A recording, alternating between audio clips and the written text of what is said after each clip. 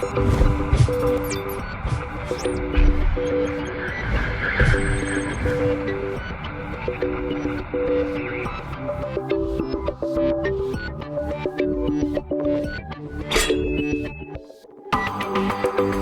Internet friends, and welcome to episode number 192 of Final Boss TV. Still today, and I'm not going to do the whole titles nonsense.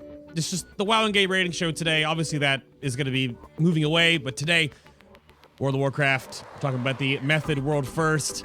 I keep having to remake that that lower third, but I actually haven't changed the text very often. It seems someone keeps reigning supreme. But my name is Adam K, aka Bay. However, I am joined today by popular demand by this beautiful man, because apparently the internet likes us when we are talking to each other together. Hi, Mike.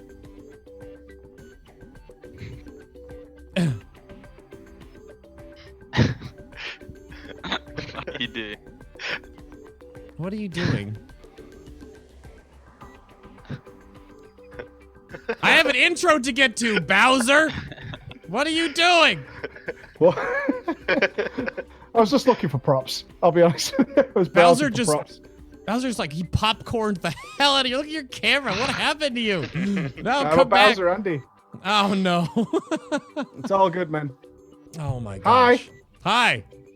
Hi. Oh my gosh. All right, that's it. That was not what I was expecting. I was totally bamboozled on that one. But I gotta make sure I thank these nerds and ladies for supporting the show, the stream, and everything in between over on the show's Patreon page. But that is not the announcement I want to get to real quick. And of course, I will mention it again in the mid-break of the show. But you know that artist Fabelina? She has made apparel and shirts. And there is a line we have called the Little Final Bosses. Well, a new one is out right now. So the Little Queen is out currently. This just launched today. It is selectable in a plethora of colors and styles, both for ladies and dudes and little people. Tank tops, baseball tees, sweatshirts, stickers. You can get all of that customizable right now if you would like.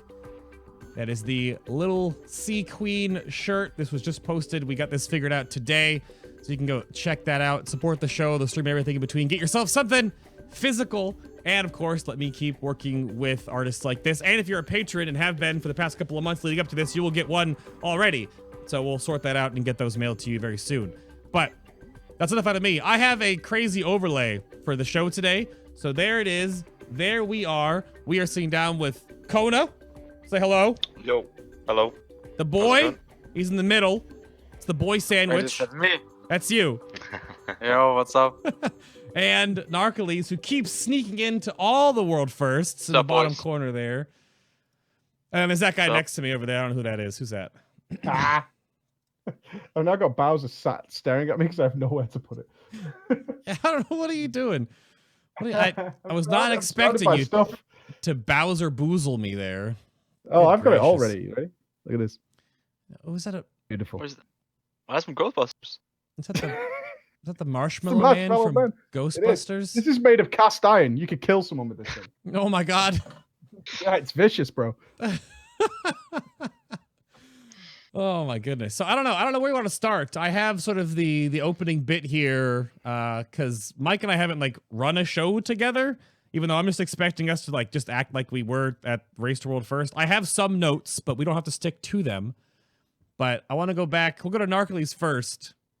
With if people don't know who the heck you are on the internet, how long have you been part of Method, and what do you do in Method, sir? What do you do? I think I've been here for like almost 5 years now. Close to that. It was like 4.5 or something like that. Oh wow! Pretty much since the Rem merge. I was in Rem for entire Wood, and then the merge happened, and then I've been in Method ever since the merge in HFC. I started out as DK. Red Pala became insane. Been stuck as Red Pala ever since. Pretty much. Stuck? Like you don't love it? What do you mean stuck? I love not like DK. you didn't have an opportunity to change, bro. I love DK just as much, so I actually Oh. checked your video because I wanted to see your POV of Azshara, so I assumed you would have uploaded it to get some clicks, and you hadn't. But I did watch your Archimon kill on your DK, where you were rocking it, actually. Well, Wait, kinda Akimon, This your yeah, prime. you kind of peaked in HFC. I'm not gonna lie. That is my peak. I don't think I've ever played that good. Well, That's on video forever. Oh no. How about you, Deepshades? The boy. How long have you been in Method? Well, I initially joined in HFC, like early farm. Then I became a Serenity traitor. Then You when left me, dude. Serenity was a sinking ship, I was the first one to jump away and rejoined them in Nighthold farm. And since then, collected a few world firsts with the boys, with the squad. And always Warlock. So yeah, not much to say. Yeah, like that was a weird conversation because Scripe was really open about it. But if you ask any of like Just Wait or anything, they're like, "Don't talk about Serenity, don't talk about it." But when we asked Scripe about it, it was like, "Oh yeah, they all fucked off to Serenity," and then we like, I joined. It was fine, and then we took control. It would have been a different story, I think, if they didn't come back and win. But Scripe seems really proud about that. Well, when Skull's around, I don't want to say the name, you know. But when Skull's not around, I can freely say it. Yep. Yeah, he's not here. He wasn't even on the last show that I did for World First. Granted, if Scott was here, he would say that he's actually been a part of every Method World First because he had to step away for Crucible, so he wasn't part of that one. So that's on you guys. On the MDI team. Yeah, the MDI team. They all claim to it like I've never lost a world first. Gingy, I heard Gingy telling somebody that. Like, no, I've never lost a world first. I've always had a world first. That's not how that works. No, it's not how that works. No. And Konah, how about you, sir? How long have you been in Method? You're muted, first off. Oh my god, hello? 10 out of 10, Konah. There we go, yeah, Good amazing. stuff, dude. Amazing. I've been in Method like 10 months now, or like close to a year, I think. I play healer, Resto Druid main, so pretty much bench boy a lot of the time. No, you were in Frunet. You stuck out 700 pulls, right? Yeah, that was some torture for me. So when you were in for a world first, it was horrible. Well, world second. Vying for a world first. No, that was fun actually, but yeah, I'd wish I picked Disc Priest as a main right now. Right. Would you still be benched though? Well, probably with Zelia and Josh's disc, yeah, they're insane. Yeah. It's the Holy Paladin. That's the play you should have made. Yeah. Holy Paladin's like, I don't know. It's fun when like now, but most of the time it's pretty boring to play. Pretty well. I guess Glimmer really saves it to give it something else, right? But that's only got so much longer left before it probably leaves. But we'll see. That's got to be gone soon, I think. So then, our Pallies hate Glimmer. They hate it? Yeah, they hate Glimmer. How do you hate Glimmer? I don't get it. It's like the only thing that makes Paladin fun. I've not used it, but yeah, our Paladins really dislike it. I think it's one of the things that they don't like. Some people love it, some people hate it. Yeah. Yeah, John, exactly. Jonathan.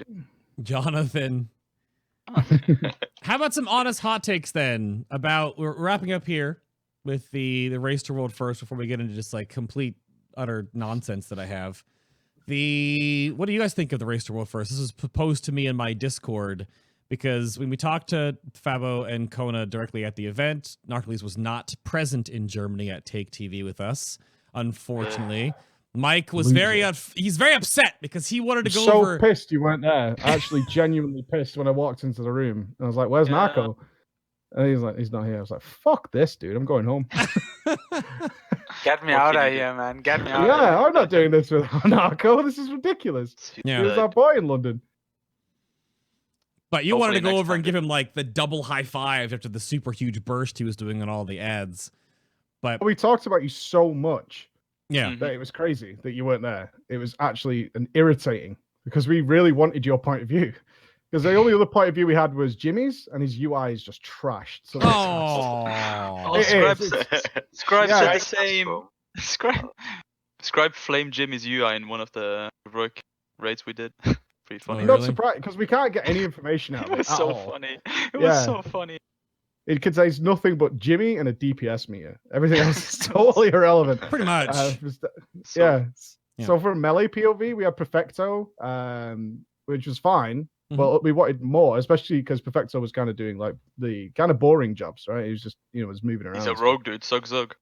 Yeah, Zug. So we wanted that big narco explosion. We wanted to unleash the beast and see what it looked Well, like. But then I guess Pretty good.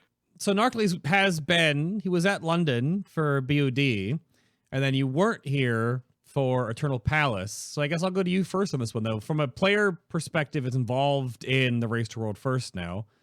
How does it feel like you on a ground level? Like, just what is the whole before, after, during that you've seen from being at an event to not being at an event? It was definitely very different being home than not being at an event. Like being at an event, there's something we call a debuff, which happens to everyone. It's just you gotta look good. So we call it a debuff. Sure. Some people start high on the stack, some people start low, so it's just how it is. So being at home, you don't really have that excuse. So I don't know. I like going to the event, it's fun. Because you get to meet your boys and I don't know. You don't get tired at the event. That's the weird thing. At least for me when I was there. Like you just don't get tired. It's so weird. When you're at home and just sitting there and they start talking about tactics for 2 hours. Like what am I supposed to do, man? Like, What are we supposed to do? You give like us I'm well, last phase, bro. I tell you this. I tell every day. I tell my guild, get me to last phase, and I tell you the tactic. But they took them a while. But at an event, you usually don't get tired when they talk because I don't know. You just don't. Well, you can just shoot the shit with the guys, right? You can literally get up and talk. We knew if Well- it was break time, if Deepshades got up. Like, Yeah. I would turn around because Yeah. we were on the couch, and if I see Deepshades go up, it's like we got 10 minutes, easy. Yeah. Easy got 10 minutes, bro. Well, I don't know. But yeah, it's wasn't majorly different. It was just I don't know. Sometimes you get tired at home, and you usually don't get tired at an event. That was the main difference, really. That's it. I enjoyed Did it. you miss it though? Yeah, of course I missed it. Yeah. Pretty obvious, but yeah, what can you do?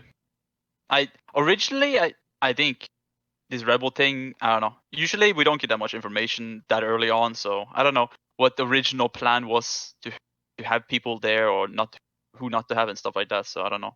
But Well, how does it work for you guys internally when events are coming up? Like, is it like who can attend, or is it a case of we'd like to take this? it's this more guys just like this time? it's just more like who wants to go, and then we see what we can do pretty much. Like if it's last minute, then just get these people. If it's highly planned, we can get a lot of people and all that kind of stuff. I don't know that much. Sko is the one that knows all that kind of stuff. I mean, It's a lot- Konah, you got yeah. brought in like last minute. You Yeah, came yeah. while I wasn't there, and me and Bay weren't there.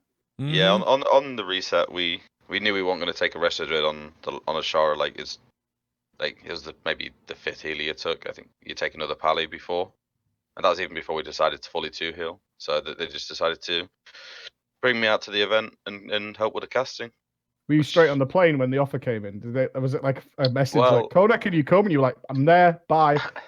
Now, well, Dari messaged me at like 10 a.m. and I'd woken up at like 9, I think, and I'd spoke to Scripe after, and then I was like, if I'm just going to be benched anyway, I might as well go to the event and see the boys and then do the casting. So Yeah, Yeah, I was kinda- it's an easy fully. yes. I would probably do the same. Yeah, Yeah. It's an easy yes to just go and meet up with everyone. You That sort was a of great got time. you got flown in during Jaina as well, I think, right? No, I came after the Jaina kill. just came Because it was like an hour away for me, so Oh, I just came down to see everyone. Konah was a lifesaver during Jaina. yeah. Because me and you spent all day in the production room, if you remember. Yeah, yeah. As soon as you arrived, you were like, "Hi, I'm Konah from Method," and I was like, "Oh, cool."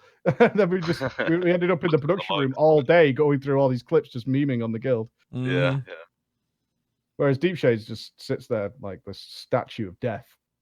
Just got it. I am playing, yeah. Like, No one's I can't- mentioned that boy. I can't have fun. I'm just playing, slaving, and saving Azeroth for you guys. Yeah. I can't have fun. Saving I'm Azeroth. playing. Do you still find it fun?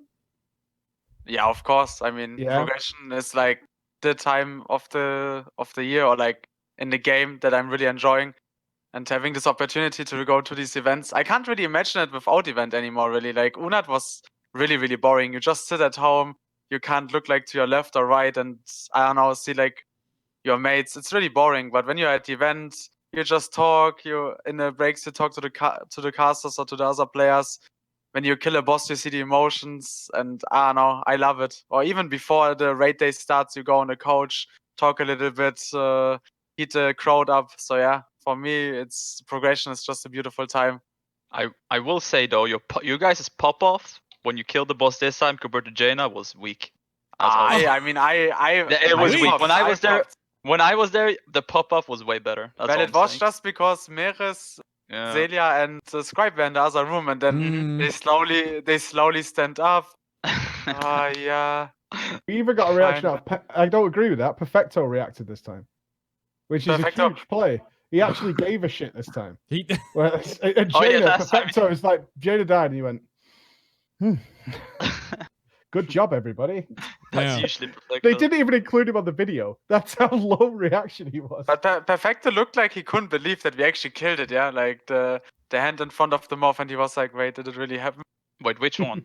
This one or Well, last this time around. one? Oh, well. I mean, for Perfecto, it's like routine nowadays, yeah? The guy has more World First than fingers at this point, so like, what should we say? Yeah, It's like, true. He honestly. brought the list on. I interviewed He him. did. Yeah. brought the list. Did he brought the actually? board on. Of course he Yeah, did. he brought He the list on. actually did.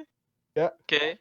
And he was like, I did all these except this one. I think it was Will of the Emperor or something like that, because he was in the army. He was doing the whole Roger thing, and that was the only one he missed. But he's got a list. Like, he took the board home, I think, and wrote like Azshara on the bottom. Yeah, he did actually. I mean, if there would be like a World of Warcraft All-Star raid, then Perfecto would be in there. Honestly, you have to give him that. He saved the Azeroth multiple times. He's Let me, done his fair bit. That boy. I'm gonna swap servers real fast, so it might blip for a moment and then bring you guys back. There we go. What the hell Hello? just happened?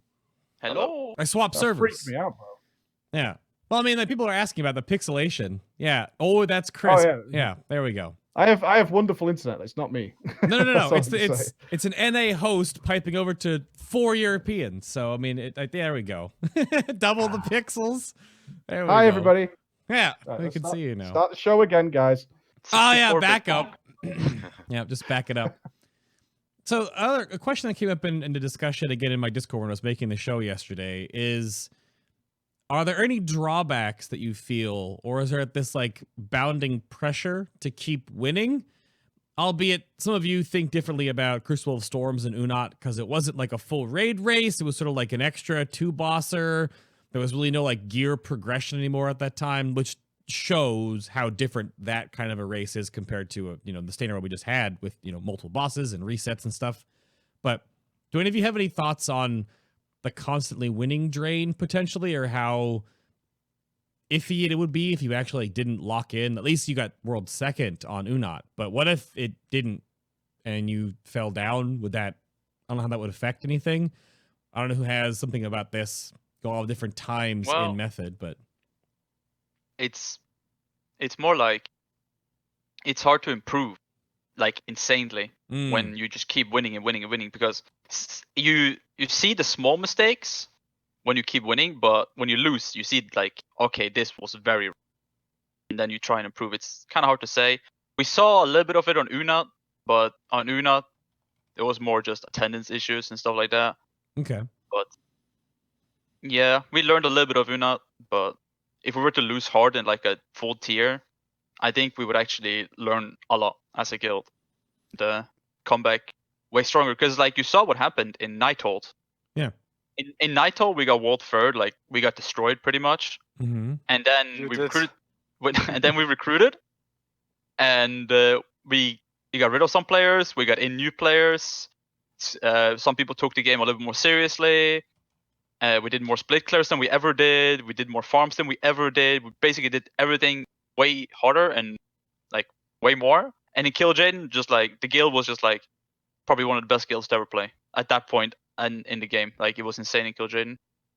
And then you just keep winning and winning and winning and winning, and you're just slowly going down on the level. So you gotta keep somehow to that up. I don't know. Because So- the phenomenon comes in with esports teams, And it's all smaller, you know, like if you look at like League of Legends or, you know, Heroes when it was a thing, when it had an esports scene, unfortunately, F's in chat, or even like probably first-person shooter scenes, is that if you're a team that stays way at the top, how do you keep challenging yourself if you keep winning? Because no one is like, I mean, granted, 9.5 hours later, Limit got world second. Yeah, they were pretty close. Well, it's new enemies coming up, I think. I Yeah, joined in all day, I was- and like every tier since then, like the guild meeting afterwards, it's like we need to do better than the previous tier. Like, after all day, that was when I first joined. People were like BOD, like we didn't have enough preparation, this and that, and then just everyone just wanted to improve. Same happened after bod, that like it was too close and we wanted to improve again. So like I don't know, there's everyone in the guild I think is just like really wants to win regardless of like if we've won the previous tier. Like that's the only thing on our mind. I think the Unat thing is actually interesting to bring up because many people thought like, yeah, Method got now finally second, and they must be really hyped to get a new tier world first again. And honestly, it was the complete opposite for the reasons we lost, which were the attendance issues and the MDI overlapping with the raid tier. Honestly, I think if you would like privately ask any of our raid members, they would say we would have won the tier if it would have been a regular tier, with no attendance issues, nothing. So actually losing the tier due to these kind of things, even though it sounds like an excuse or it sounds kind of cocky, thinking that highly of us, it was the complete opposite effect. We were even more frustrated losing the tier by like 4 hours, just because we had like so many people away during Crucible of Storms, and it wasn't really like a motivator for the next tier to even go better. Like our goal is always to be like the best guild, and especially with Limit having the head start, it's still always a challenge to actually beat them, because even this time around you saw it is actually pretty close, and we wanna like body them and not just beat them barely. And this time we definitely didn't manage to do that. The win we had over Limit was way too close, and we had already our guild meeting, and we definitely want to make sure the wins are bigger than what it was this time around. I think everyone is just like a passionate freak in a positive way. Yeah, I don't mean the freak in a negative way. We literally just want to stomp the other guilds and want to bring the maximum out of ourselves in terms of preparation in the actual progression. And there's definitely, after every tier, a lot of things we find out that we can still improve. And I think the next tier will be definitely an interesting one from our guild.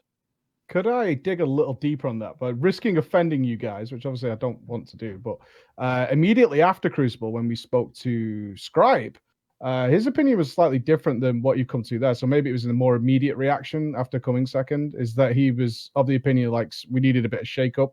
Although we weren't prepared for Crucible, which we all agree on that. Nobody, I mean, even Deepshades, I think you said to me in London, is like, we're not going to do anything for Crucible because we expect to wake up and it'd be dead. Yeah, we didn't expect it to be a 9 days tier, for sure not. One of the hardest bosses ever in the game.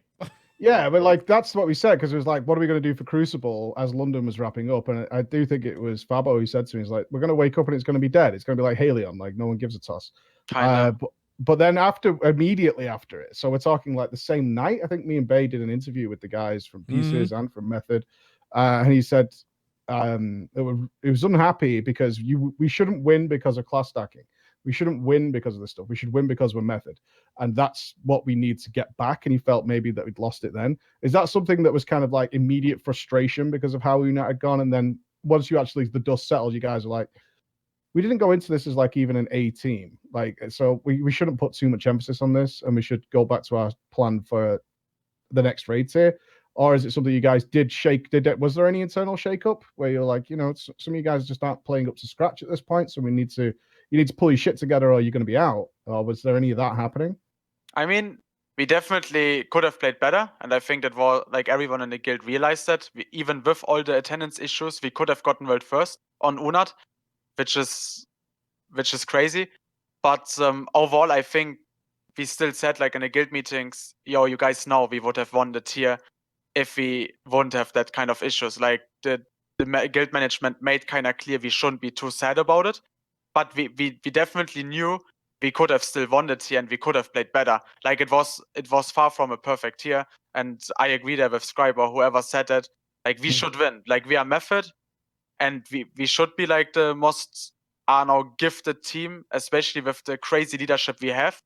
I don't think, like, honestly, the players itself, if I said it in a different interview already, if you have me or, for example, THD Log in the guild, I don't think that will change, like, if we get a world first. They would have gotten Azshara world first also with, like, the limit warlocks, for example, in our guild. But, like, with that crazy leadership we have and tactic makers, we should always win every tier. And that was a big thing, definitely, in Unat. Well, of course, you had Roger back this tier. Like, I know we talked individually to some people about having Big Roger back. How was it like for you? Because I don't think I asked any of you three about it. That's for sure. Is like, did you notice it immediately from like Boss One, the boys back, the big Greek muscle? Roger, you notice it, yeah. Yeah, Roger is the guy that he comes up with so many ideas. Like Scribe has so many things he wants to do, and then Roger is like the guy who like he just says, Scribe, look at this thing. What if we do this like a little bit differently? We do this, and then Scribe thinks about it.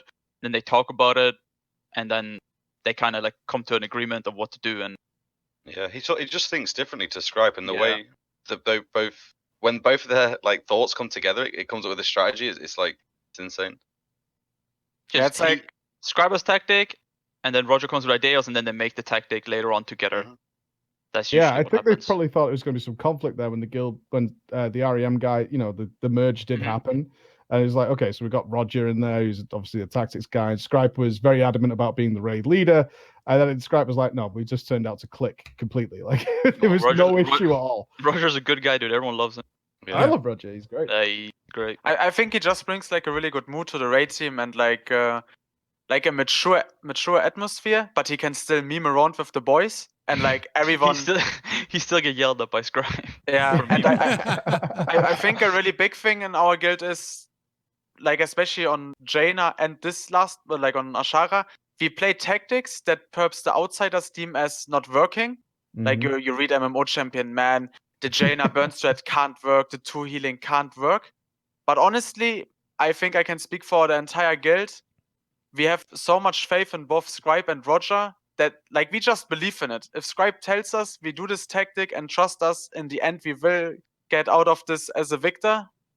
Like we just do it, and both times it worked out. And I think especially now with Roger also being there, it just gives us even more confidence. Yo, we can trust these guys. Mhm. And like Narco and Konah both said, Scribe kind of brings like the basic idea, or like has a lot of ideas, and then he cuts like the diamond ideas of Scribe and makes them even better perps, and thinks perps even of like things in a tactic that Scribe doesn't think of, kind of things that just help us get to the boss easier, or like make it easier, because Scribe just makes usually the groundwork, I would say, but Roger kind of makes it easier for us noobs to play it. Yeah. He's like, yeah, it's like, yo, Scribe, man, we are here for the next 300 pulls. Can't we just have Noga do this weak aura for us? I really don't want to stare at the timer for this long or something. It's He true. he just has like these little things that you perhaps as a player don't think of. But then when he brings it up, he's like, yeah, actually, with this weak aura, it would be a way less struggle to play this mechanic. And I think they just substitute each other really well as a team. And it's really nice to see these minds working together. It was part of the post-show wrap-up that we did on the couch back at Take that was asking everyone we gave your MVP award, right, to the raid tier, and who did it. I think Naga got the most. Scribe kept being like pushed out of it as like it would be too easy to say Scribe gets the MVP, but I think almost everyone unanimously was saying Naga was pulling a lot of weight with not only being in the raid, but then all the work that he does. If you don't know as well, Naga almost single-handedly created method dungeon tools, which is ridiculous. So him weeping up weak ores is probably just like a yawn and a walk in the park. Just get that done. There it is. There were polls we were doing too, just to test weak auras and to make sure certain things were working and certain timers were working, so you could actually plan certain parts. Because as we watch and it's harder on other bosses. Zakul got a little bit of this, of course, but obviously Mike and I saw this a lot when we were watching Unat. But you see it on end tier bosses like Azshara now, Jaina before, where you eventually get to a point where you keep hitting the exact same timers, and if you don't, like if an Indomitable spawned because you didn't get enough crits earlier on and didn't push the damage meter timing, you just wipe, right? You just go back. So if you don't hit the script that they're trying to build, and the trust that you guys have in them to build this script that you are going to put together and to actually execute, that you start back at 1, right? Yeah. And that's a huge part of how we have watched from the outside looking in on how you guys progress. And it's been multiple tiers now, right? So you can actually go back and categorically look at how the progress went in these last couple of raids. One weaker that Noga made, which was just insane this time around, was the soaking weaker for the wards. Is the one that Scripe Like- was using with all the text and timers? Yeah, and the one that like has like a green box, like a traffic light box, like it has like yellow and. You green guys stuff. were like wondering always on the mainstream why there's like a big green square on the the big screen green of square. the players. And it was basically, it started counting from 10 down. And when it turned green, basically at the end of the countdown, that was your exact timing to soak for each individual phase. So basically what other guilds had to do with voice comms, with like someone calling out, we had just passively done by the weak aura. And I think that is a big factor why so many people gave Noga the MVP award. Yeah. Because other guilds have to put so much emphasis on certain mechanics and abilities, and we just have that done passively and can concentrate us on like more important things. I think even Limit had a guy outside of the raid with a spreadsheet telling people, okay, you soak now, you soak now, you soak now. Sure. And we pretty much just had a weak card. It'll be like, okay, it's yellow, 3 seconds left. Okay, green, you soak now. And then it just shows up again whenever you have to soak. We just had everything like pre-done. You even had him benched for a few hours during Queen Azshara, Yeah, that was knowing he was going to be back in, making the weak auras, right? Yeah. You just took him out and carried on progress. And it did bring up the question that we put to a number of you guys who kind of think this is the way it's going. And you brought 2 of them up then.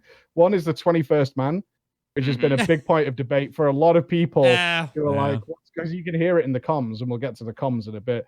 But the other one is like, are we at the stage now where it's getting so competitive? And we've just seen the East, like China and Korea, are just swooping in. They're hungry as anything to get involved in this world first race now, of having literally a tech team almost the background making the weak auras while the guys continue to play. It would be overpowered. If you had like 3-4 people outside of the raid just talking, making tactics, making weak auras, looking at stuff, looking at VODs, looking what you're doing, what other guilds are doing, it is like the most overpowered thing you could ever have. Yeah, it's really good. We had Potty doing it on Ashfane, where he was just calling the healer cooldowns, which is like, it's not the entire raid, obviously, but no, but it's pretty big on those. Yeah, every guild used the 21st man from what we can see. It's I mean, overpowered. Honestly, we have been memeing honestly about it since I think Legion, like the mid of Legion, Tomb of Sargeras. At least since I joined this method again, we have been memeing about it. Scribe. Like initially it was always like, Scribe, you're kinda at the age now where this perhaps more worth to just sit out and like do the tactics and let us play kinda. We thought of like several things, streams, Discord, like with Nvidia, like we thought of so many ways how we could do that. And this year it was just the right moment because there was several bosses where we perhaps didn't need a 4th healer. Or like on the last boss, even the 3rd, and it was pretty fast clear that Chris Potter wasn't gonna play on Azshara. And I'm kind of sad for him. Like he was the entire time there, and he was just like, he was just like, yeah, rally here, rally there, darkness, Jimmy, and it's we have been talking about it a lot, and especially now with the entire world first race becoming such a big event, and everything becomes a bit more professional. Yeah. And the huge competition also from the Asians, we have been thinking of a lot of things to become more professional and like make it ourselves a bit easier in terms of weak auras, calling, etc., etc. So I think in the future we see a few surprises here and there for sure. Yeah, maybe. Some people are saying there it's getting to the point where weak auras are so strong. Yeah. That Blizzard is having to take so much into account there to try and give you a challenge, right? Because they can't go, I mean, how do you guys feel? Because it was mixed response. So Konah, I think we talked about this, was like, it's not gone far enough yet. I mean, he loves the idea of the weak auras with super complex mechanics. Blizzard knowing, of course, you're going to make some sort of program with weak auras to counter that mega complex mechanic. How do you guys individually feel about, say, I always go back to Sinestra. Cutting Beam was super easy, but it couldn't be tracked by boss mods. You had to just check it visually, and people still made it up. But it was a very simple mechanic, right? If you're glowing purple, you walk backwards. Do you prefer that style, or do you prefer the hyper complex, but we can counter it with this? Like, if you go super complex, that's the way I prefer it. It's like, you're figuring out a puzzle as you're pulling the boss basically. So it's yeah, it's better. Like it's harder mechanically as well. So for me personally, I think they should just make them more and more difficult mechanically. It really depends though. Like if you go mechanics like what was on Azshara with the words, like that's fine, but then don't nerf it mid progress. Like we were playing 7 stacks from day 1 until they nerfed it, and every other guild was playing 5 and 6 stacks. So when we have to play hard mode just because we don't expect them to nerf it, and then they nerf it, and it's like, okay, we just wasted like 3 days. We're playing hard mode, Mythic World versus I think- Azshara. I just think it kind of Like if they're gonna do that, then just don't nerf it. But if they're gonna make it harder, then yeah. it requires like a mix of all. I think on scenarios, if you guys can remember at the beginning of Legion, they tried it with the brambles that you can't really track them. I think now boss mode really could find it out, and especially we in Serenity tried to find a way and waste the time because there wasn't really one. I think abilities like this are really annoying, but it's kind of nice that people have to actively watch out for mechanics, and this is how it kind of should be in a video game. Like you have to actively look at your character and look at your surroundings. But I do like at the same time to have really, really complex mechanics where you kind of need that additional help, and Blizzard does tune the bosses with that in mind, because I think they know the top guilds will anyway use weak auras, and some of the top guilds will always leak their weak auras, or something similar will get created so that the guilds that are progressing it afterwards have them also at their disposal. So I think it's just like a good mix that Blizzard should bring in, and I think the last few tiers Blizzard have found a good mix. I can't complain at all about the raids in this expansion, at least like the later bosses that were a bit harder. So I think Blizzard is currently doing a really good job on the bosses, and I do agree with Narcolies, like especially if you have these kind of hard mechanics, it's kind of frustrating then to see like that they are getting nerfed mid progress, but at the same time I can understand Blizzard also, because they saw us kinda running against the wall, and they probably knew that Limit couldn't kill it with their way, how they soak the wards. So they were just, okay, let us fix it now before they waste too much time and before the other guilds can catch up. So while I think the approach from Blizzard was right, I think on the harder mechanics they perhaps have to do a bit better testing beforehand to not even run into that issue, if that is possible. So they can't, right? That's the problem. Go on. Sorry, Bay. No, I want to pivot on a big point. So if you have a one on this one, then go ahead, because the complexity of World of Warcraft raids is an interesting sticking point. So I have other games I want to compare this to. So what do you have for the guys, Mike?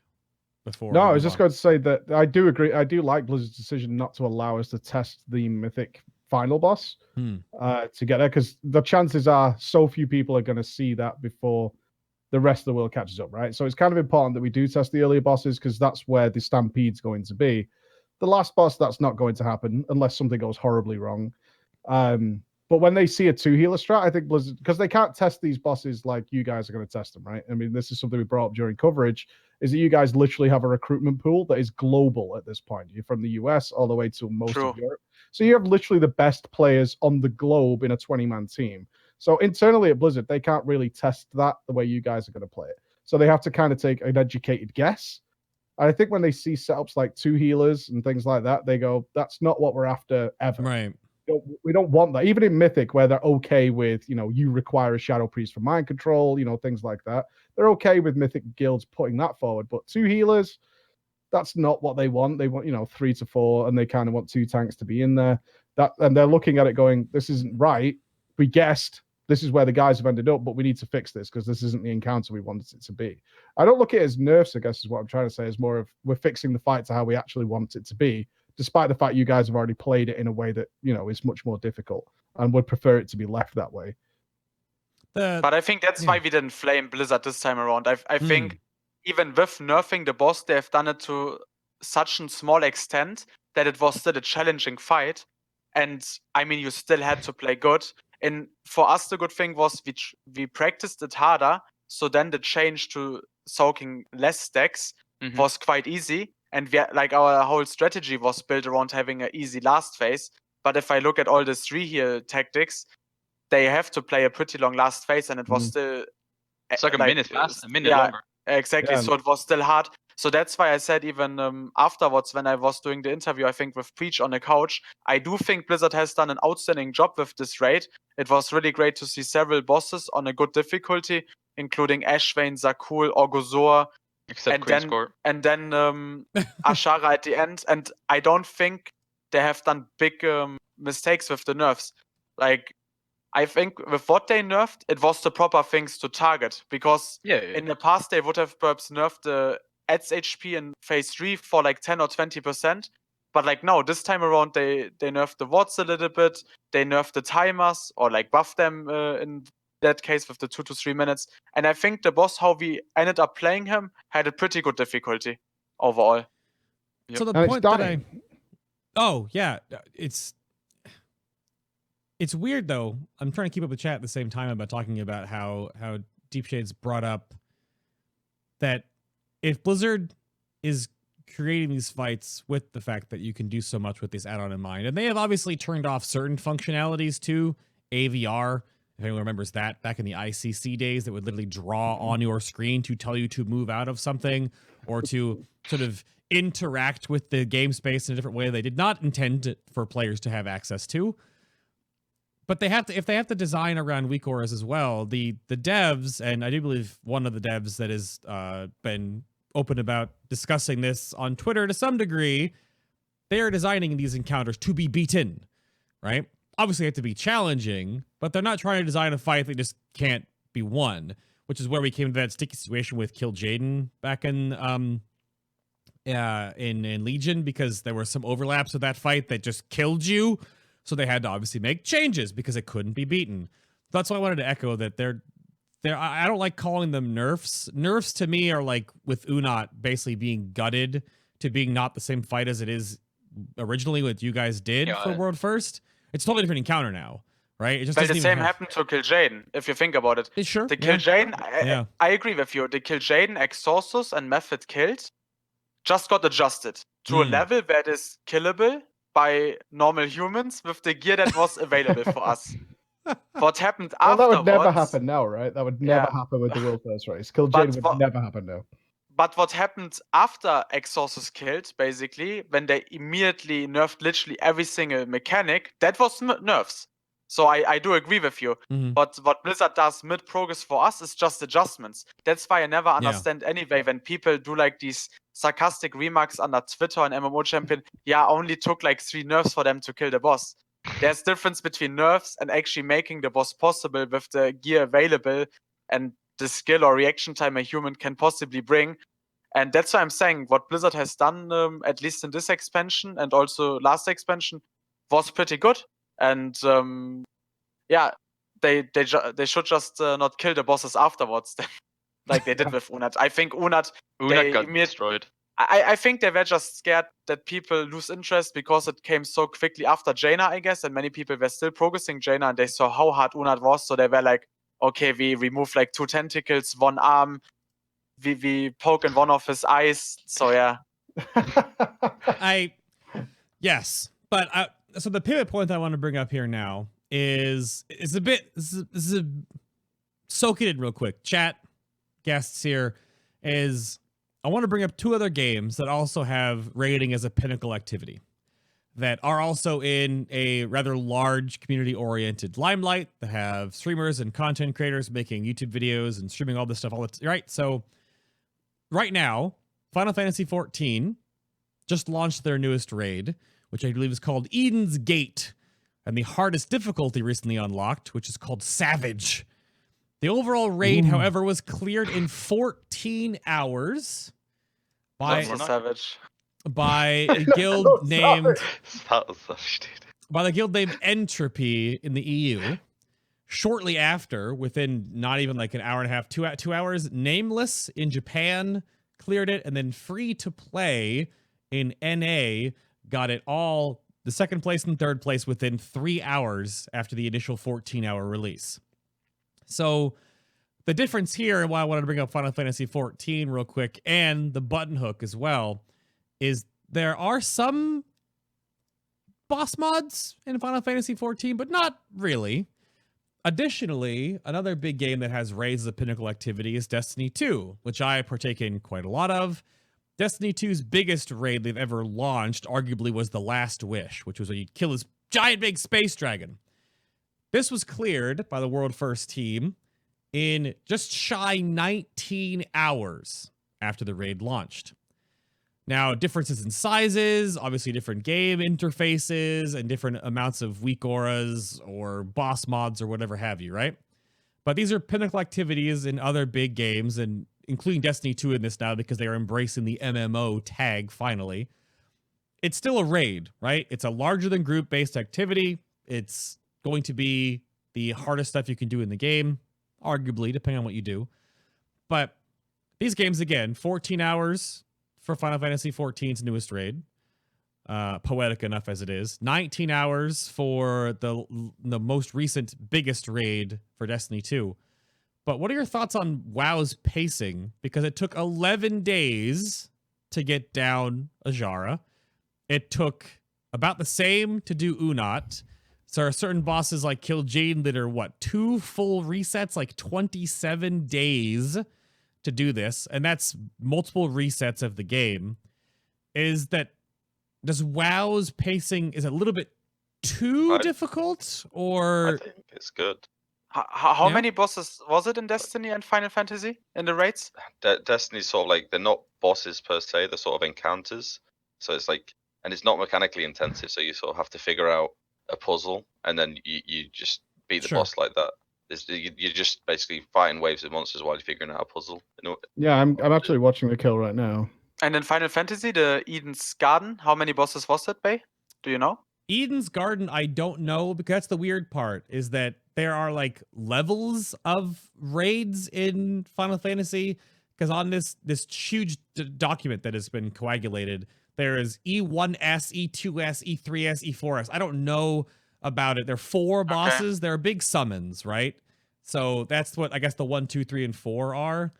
But you can see that when the raid opened, they had the most time on the end encounter, roughly, in comparison. I'm bringing back up this huge chart here because you can see at 11:11, they got the first boss down. 12:20, just about an hour later. Then it was a big chunk, almost like 4 hours or so, about a little over 4 hours for the next boss. And then from 16:52 to almost midnight, took them for the end boss, right? And that's on, again, the hardest difficulty. But see, with WoW's pacing, I think, like, because there's so many bosses and it's like a bigger game, I guess, like 6 to 8 days is ideal. I think, like, either you kill it just before the reset or like a day or 2 after the reset. Anything more than that is too much. I think anything less. The big thing in WoW is everything you have to do before the raid. So having the raid be like 3 days feels awful, in my opinion. Like playing for 2 weeks straight, doing islands, doing pearls every single day, since you wake up to you go to bed, you can't do anything else, and playing all your alts, like, and then having the raid be 3 days. Having 8, 9 days, I think that's good. Yeah, like that's a whole reset, like one reset. Yeah, you get one reset and like 1 to 2 days ish. I mean, you have to bear in mind who's the target audience of these games. I mean, Destiny's more drop in, drop out kind of play. Final Fantasy XIV, I would hesitate to guess who the target audience is there and whether they're and what their drive is. At least because I think it may be more reasonable to compare it to Heroic, which, you know, if we look at Heroic, it's smashed through in World of Warcraft as well. Maybe Mythic is super niche. I mean, we always have to remember how niche it is. And many other games have tried doing it and bringing it in, and the audience just isn't there. And generally, because WoW's raids tend to be better for the most part, especially if you're going to commit to it. Certainly in the Mythic level, they're designing things like that. But I'm looking here, like 33 guilds killed that Final Fantasy instance by the next day. I mean, we're talking like a cascade of people killed it. I don't know what difficulty levels these guys are aiming at. I don't know if it's a fair comparison because I don't really know who's putting raids out. If you look at Azshara's amount of abilities and the technology of the weak auras that are going into this, that's a ridiculously niche audience that is targeted for. That I don't think other games are even bothering to try and appeal to those guys because there's like 50 of us who could be asked to do it. You know what I mean? Across the globe, there's like so few people who could be asked to farm that many pearls and all that kind of stuff. Honestly, I think for me 2 weeks was the ideal time for raid. I kind of disagree with like my two guildmates here. Like back in MOP and VOD, when you basically what also Dota wrote in the chat, basically when you reached kind of the last boss on a Monday or Tuesday, and just figured out what you kind of wanted to gear for the boss, and then re-cleared and needed like another 5 to 7 days for the last boss. That was my ideal time. So kind of Throne of Thunder, Siege of Orgrimmar, Hellfire Citadel style. I guess Hellfire Citadel was like 1-2 days longer Nightfall was like that as than well. the average raid. But what I liked always about World of Warcraft so much, as a hardcore player, you didn't have to do anything during farm except your heroic raids or mythic raids. And then you had like these 2 full blast weeks in heroic. And that was what it was about for me. Nowadays, I think why longer raids get so exhausting is because you have to do so much beforehand. Preach kind of spoke about it a little bit. Benfic gear, you needed the essences, you needed artifact power, you do it on countless of characters per Yeah. guild member. Like True. nowadays, the preparation already became a marathon. So the actual race, you're already exhausted before it starts. And it didn't used to be like this. Back in the days, a guild like Method, even in Heroic Week, they could start in the evenings, and that was why I was I always wanted to join. I saw like, man, they're crazy. They can do like their 4 split raids and only have to raid evenings for it. And nowadays, I just hear one day before the Heroic Week, please put your attendance into the sheet. We wanna see when we can start tomorrow. And I'm like, man, why are we starting to raid at like 2 p.m.? But nowadays you have to do that, and then Mythic starts and everyone is already like in a half coma. And Yeah. I'd rather have more free time before the race again, but then 2 full weeks of hard bosses. That would be my dream again. Yeah, Because it was I think Jaina was too short, for example. VOD was too short for me. Mm. I think Uldir as an entry rate was perfect. Like and How this long was one older? Uldir was 8 days basically because we killed it Oh Wednesdays yeah. True, with the true, reset. true. And this raid was okay length. I don't complain about what was it in the end. 12 days for us, I think. 11, I I think believe, is about 11, yeah. it's about 11. I think everywhere between the second week Saturday to Tuesday would be perfect. I think the third reset is a bit much because people that do actually work need to take vacation, and you can't expect it from them to take that many days off. So basically 10 to 14 days would be my ideal scenario to raid. Instead of like the 8-9 that Konah said, or I think Narco as well. I think this one was fine. I just think if you're gonna go for the long, you need to be on the last boss on like Tuesday or something like that. You can't be on the last boss on like Friday Wednesday. and then yeah, something like that, and then be stuck there for like 2 weeks straight. Like that's horrible. Yeah. Like the early bosses have to be hard. Like Sakul should have been like a wall for a long time if you want something like that. The reason I said 6 days is because like if like Method did, they killed Jaina on the Tuesday before the reset when no other guild had done that. I think if it's killable within that time frame, like you beat another guild by a reset, that's obviously a lot of fun. But yeah, obviously the tier going on longer is more enjoyable if you're not burnt out from all the questing and farming beforehand.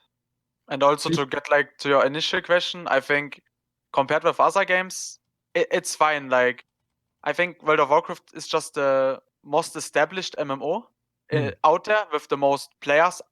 I would think so. I mean, I don't have the exact numbers of every single game out there, but there is like the world first phase is established, and enough people kind of try for it, so it makes sense for Blizzard to bring something out like Mythic. But I think especially newer games like Destiny 2 or even Final Fantasy, I don't know how long that one is out, but to have so many different difficulties and to bring such a long raid out, they probably don't have the audience that it would be worth for, and it's probably also not the game that targets that kind of audience. And in World of Warcraft, it's just established. So I think it's just the perfect game for people that want to have hard raids and challenge themselves. And the other games have it kind of as a niche. If you want to go for it, we give you something somewhat challenging, but not as hard as World of Warcraft can offer it. So I don't think Blizzard should go in a different direction. I think they're doing everything right, and I also believe that the other games are probably doing everything right for the customers they have. Yeah, I totally agree on that. And I think a big difference here is probably why BOD is considered kind of scuff is that we were at Jaina day 2, and the whole raid was just Jaina. Like, as far as we were concerned, it was just Jaina because there was nothing worse than like, okay, yeah, it did last a week. So we, when we see the threads pop up, it's like, how long did the raid last? It's like, well, Jaina lasted a week, or BOD lasted a week. Well, in fact, no, Jaina lasted a week. Yeah. Everything else just fell over and died, and then when we saw Ashvane be an actual wall for the entire first day. Beautiful. I mean, yeah, we opened the show. It was me and Babe opened the first race with Big Dumb Guild, and we were like one shot, and I was dreading it because I put out predictions with the Benthic gear. It's like, has Blizzard taken this into account? Because some classes are going to go in so strong, and they're not going to upgrade like we would normally see from a Mythic raid. And I was really worried that the raid would just be one boss, that it'd just be Azshara, and she could be broken. So I was dreading it. And then we saw Ashvane, I was like, boss 4, really? Because Opulence died so quickly in BOD. That was the last time we saw that. And then I can't even remember what comes after Opulence. Like Rastakhan was Coven of Conclave of the Chosen. Conclave, and then Rastakhan fell over, and then we had the Mecha Talk thing, and it only started to pick up in difficulty at like boss number 7. And then we started to actually see something happening. I was like, this is garbage. We basically don't want another Argus. No, we don't. Taurus was crazy. But yeah, that's why I really like this raid so much, because for us hardcore players, but honestly, I think that goes for, it doesn't matter what kind of guild you play in, you wanna kill challenging bosses, and even though you perhaps do it as World 2000, you at least reached your goal and did something fantastic as a team, and that's what it's about. Like, I am excited to kill a boss that takes 40 to 80 pulls, especially if you do it then obviously world first. I am happy about killing such a boss, but I'm not looking forward to kill a boss after 3 tries, because I don't think I've optimized everything on that boss. We didn't need to work as a team on that boss. So I think having bosses like Ashvane, like Zakul, even perhaps Mekhatok and Stormwall, it's just a great feeling. And for that, you don't have to be a world first raider. I think even a world 500 raider will say, man, when we killed Zakul in a few weeks, when they will say it was a great feeling to do that as a team with all your friends. And I think that is what World of Warcraft is about. You're not there to just one-shot bosses and loot them. I mean, it's your hobby, and it's the same as if you go into like a soccer club and spend like your 3 hours 3 times a week there.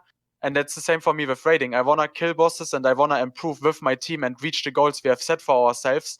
And that's the great thing about World of Warcraft. And bosses like Ashvane do a great job in that regard. It doesn't have to be like super hard like an end boss, but it should have like a decent difficulty.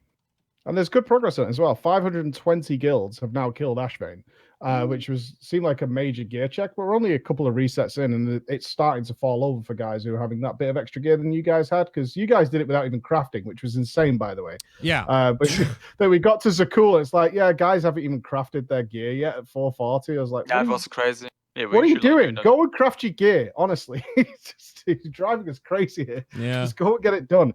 But these bosses are falling over in a good, solid fashion and providing a good challenge for a lot of people, it looks like. Of course, 3 out of 8 is being farmed by literally hundreds of guilds, which is not that surprising. Yeah, no one is happy about that. Or let's be honest, like, who is happy to kill Behemoth? Blackwater Behemoth, for example. It's like... I hate that boss. So but like, in all fairness, even if you're usually a guild that needs the whole duration to clear a mythic raid until the next raid comes out, even these kind of guilds will kill it probably in 5 tries, and that's not a challenge, and that's not like a goal achieved. And they will also be like super happy about the Ashvane kill. Even like, how many guilds did you say killed Ashvane? Now 300? I'm going to give you some numbers here, because this will explain exactly what you're talking about. So 520 guilds have killed Mythic Ashvane, which is the first big step up. I think we could all agree. Comparative to 2,000, exactly, 73 guilds have done 3 out of 8. To give you an idea of the jump there. So, but I think the main point we're saying here is we look forward to Mythic. You have to intentionally turn it to that difficulty setting, right? And then you go in, and if a lot of bosses fall over quickly, you've been waiting months for this raid tier. It's like, okay, so I'm nearly done. And nothing fun has happened to me yet. Yeah, I mean, there's a reason you actively decide to be a Mythic Raider, because you want to have these challenges, and you wanna see, like, you wanna, make the best performance yourself and as a team. And Ashvane is a boss that requires you to do that, while Behemoth or Radiance or Azshara don't. And I just think like the feelings after killing such a boss are completely different. So yeah. We had a small pop-up on Ashmane, I think. Ashvane's a great kill. It was think so we had well a- tuned for a tight timer. It was really Yeah. nice. The first kill is very cool. We had a pop-off. What was your MVP bosses then? I mean, I think that was on the list as well. Bringing us back on topic. Like Narco, what was your best boss? Besides Azshara, if you're all going to weeb out on me. I can say the worst one to begin with Oh, is the fish. I Oh, hate do you the hate that fish. worse than Radiance? Really? Yeah, I hate the fish. Just the swimming. Like, for example, our tactic on that boss was when you get the one ability that you have to stack on, which you just go and like suicide to the side. Ankh Totem goes on the ground. You can't swim and then die and then get Ankh Totem. You have to swim down and then be in the Ankh Totem. Like, it's awful. And then you have just to soak it, slackers. Yeah. And then you get pushed back as a melee. Then you gotta swim over to the fish as a melee. Then you gotta swim back. It's like, as a melee, you have so much downtime. I hate it, man. Oh, yeah. It's, Yeah, it's You didn't really not fun. It is annoying, yeah, for you. Yeah, as a melee, you yeah. have so much downtime. But as my favorite, Ashmane, Lady Ashmane. Mm. We talked about it. Like, it's just the DPS tuning on that boss was really good. Mm-hmm. Like, I just liked it. I didn't like how the coral stuff was, but whatever. Like, that's just a mechanic they wanted. It's a range job, Narco. Yeah, well, No. we failed a little bit, and we had the wrong group. So at some point, the melees had to run to the back, which we fixed. But yeah, it's a range mechanic. Like, I stand still. I make sure I'm in line with the red guy, and he goes over there, and then sure, you run to China. I'm just gonna be like, I'm sure I'm in your line. I know my role as a balanced druid there. You stay still. I got this. Yeah. Yeah. You run all the way to the back. Oh, Have I'm fun. fine with it. I can. And I then can you do go it out and all focus all those little circles. I'm DPSing, man. Like, Popping off. I'm popping up. Like, I need my moment. I'm blasting, bro. I'm not going anywhere. But yeah, those are my two. What about you, Deepshades? I honestly liked everything from Ashvane on. Like, for me, the best outside of Azshara was Zakul, even though I think as a guild we played pretty mediocre on that boss, in all fairness. But I think Zakul was a great boss with the different realms in the last phase, required a lot of coordination, the damage check for the Delirium phase with the rogues and me, or the rogues and the Shadow Priest. I think overall it was a great boss. Ashvane, obviously, the first kind of step up and was also really fun. Orgozoa had a great difficulty curve as well. I think especially for healers, just getting to that to like 40% was really hard, especially before the nerf with more ads spawning. Yeah. And like all of these bosses were great. Queen's Court, I mean, I think was pretty good tuned, but the boss itself was really easy just because you could cheese him that much with multi-dotters. Exactly like back then, the Coven of Chivara in Antorus, the Burning Throne. I think you can never like really stop that from happening, especially with these bosses that Blizzard wants to have separated, where you basically are forced into getting ranges in for the multi-dot. If you wouldn't have to separate them, perhaps you could take more cleave classes like a Frost Decay or something that would just pump. But overall, I would say, except the first three bosses, it was a really great raid. And the first three bosses have to be easy. I think in terms of difficulty curve, Blizzard did everything right. I mean, you can't expect to start with Ashvane. That would frustrate people that are not as much into Mythic raiding as we are. So even though I don't enjoy them, perhaps, I do think they're great to be in the raid. To have like a few free loot bosses, people can farm a bit of gear. And then from Ashvane on, I think for every hardcore raid, that was a pretty good raid. All right, Konah, take us home with that. Orgozoa obviously is my favorite boss, being the only boss you took a resto druid to. And I thank you for teaching me how to play it. Yeah, you you gotta tell this story real quick, Mike, about how you were working on Orgozoa at Take, and you basically just had Konah like coaching you on the side, like chair to chair, armrest to armrest. No, take this, do that, do this. Cool down now. Back out a little bit. Than that, pop trank. I did heal Orgozoa. I didn't know I was going to. And they're like, "Is your healing stuff done?" I'm like, looking at Konah. Sure. Like, we need you to heal Orgozoa. I was like, "Konah, come here." Can you just fix this character for me? And then he literally sat there while I was playing Orgazora going, all right, now stack the rejuves. Yep. Wild growth, flourish it. Nice. That's a good flourish. Well done. That was like a little pat on the back. He was like a little cheerleader. It was great. Yeah. Anyway, Konah, your favorite bosses? Orgazora? Yeah, Orgazora, like pre-nerf Orgazora was like insane to heal. Like, you threw everything at it, you had no mana left, and he's like, it's at 50%. It's like there's no way we carry on. But even after the nerf, it's just like a fun boss to figure out healing. I didn't play the full Blast Resto Druid build. I was like, basically supporting the Disc Priests around their ramps and just going for sustained healing. But it's still a really fun fight to heal. And I think if I was in on Ashvane as well, that's going to be a pretty fun fight for a Druid. But yeah, worst boss is the fish. Like it's just awful. Like no one wants to swim. Like nobody wants to swim. I can't believe you Underwater guys like Radiance better than the fish. I can't stand You that can't Radiance even heal fight. people. What's wrong with Radiance? You just run around in circle. Exactly. This is Mythic. If people are doing achievements on Mythic, it's a bad fight. If people are literally getting their 5 laps in on the Mythic fight, I'm done. Can't do it on heroic. Fight doesn't last long enough. You literally can't run around 6 times. The fight literally doesn't last long enough for you to do the achievement on heroic. Frick! What even is the achievement? Running around like 5 times? Six laps. 6 laps. Oh, 6. Yeah, People so you're still looking at the close on map, and heroic. the raid leader's saying things like, okay, focus, guys, and you're just looking at the map. There's people circling around the boss. And you're like, oh, God, this is Mythic at this point. Yeah. But I do get Deepshades' point. Like, it's okay. We didn't have a gift boss, really, though, because I would think you guys would agree. Shavara was way harder than those two. Yeah. They didn't give an open door. Super easy mechanics. Like, you can mess that fight up a lot, and your healers have to cover like massively. Which one? Shivara, first boss. The first boss. Oh, Shivara. It's got like a decent check. Those are the cool mechanics, which was a deep boss in Hellfire Citadel, and that's the first boss in this new raid. That's how far, like... Zul'Harak? What did I say? Zakul. Oh, yeah. No, that's definitely Zul'Harak, yeah. The stupid, like, fell void. Yep. Now For it's just first poison boss, frost. she was hard. For Oh, sure. yeah. Like, Yeah. compared with especially previous. Champions of the Light, which I think was the deep, easiest oh. first boss in history of this game. And That is true. in Mythic history, like in the Mythic rating history. It was definitely by far one of the easier ones. Just I remember- everything in it easier than Champion Flight. Well, me and I don't think- Konah I had to don't come up with 20 minutes at the post show for the BFD race on the Champions of Light. Like that's the segment we've been given. Like, okay, you've got 20 minutes to talk about the Champion of Light. I'm like, dude, it's not gonna happen. Yeah. You just pull the boss and nuke. Yeah, really nice goat she's riding on. Yeah. What do you think of these transmogs, guys? Yeah. So that's Yeah, that. like- We have what's up, Konah? I was saying, like Deepshades said earlier, you've got to have like an easy first boss so people don't get like demotivated straight away. But it's got to have some sort of check on it, so it's not like a one shot every time. Yeah. It should be recognizable as a Mythic boss, Yeah. while still being easy enough that your average raider can partake in that and play him. Sounds I good think to it was me. pretty cool to see Asmongold struggle with just completely strangers to him, and then after 7 hours, I think they managed to kill the first boss today.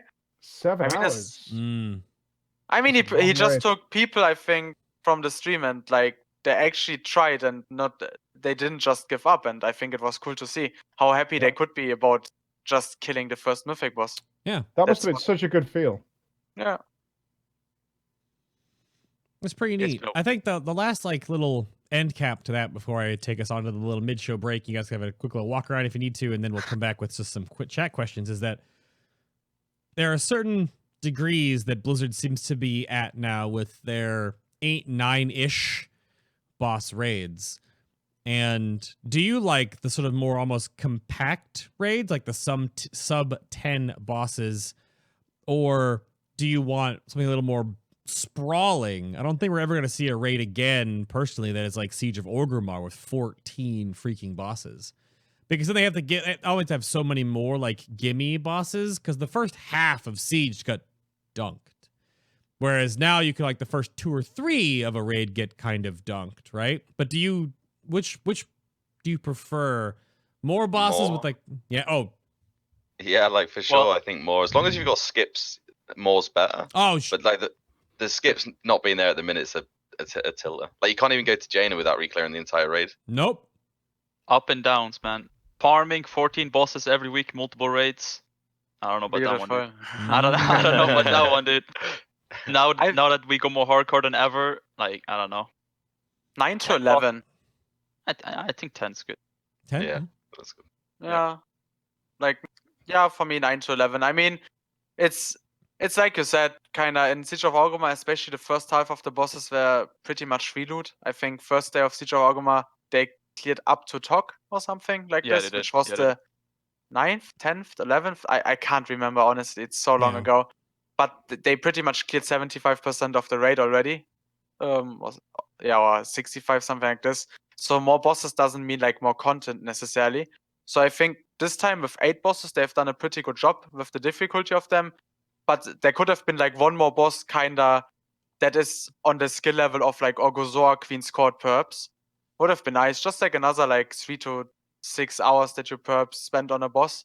But overall, I think like somewhere between 8 to 11, and Blizzard won't do anything wrong with that. I think too many bosses just gets too exhausting for like your average guild that doesn't spend like us 16 hours in progression. Yeah. And they kind of also want to have their breaks between between the progression races, and they kind of need to also like chill and have like just the farm. So I think what we said is the best probably. It would nice to have the skips back. Yeah, It's always nice doing black hand mount farming and things like that. Is, you know, if you are farming that and you don't need anything else, is that you can go straight to it.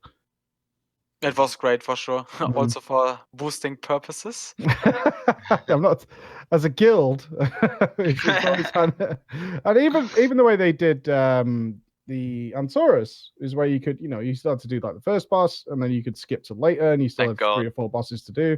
But you could skip a lot of the more garbage fights that you hadn't. It wasn't straight to the end. It wasn't straight to Argus. I think that was pretty fair. It just makes so much more sense to have skips. There's no reason not to have them because you only, like, say if you do it 4 weeks after you finish the progression, you know, like get something from the last boss mythic, unlock the portal, then that's fine.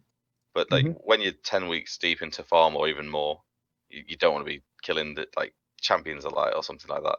Yeah. 5 times in different splits. Yeah, it's a shame they've removed that. It was very Well, handy. we would probably, thanks to Titan Residuum.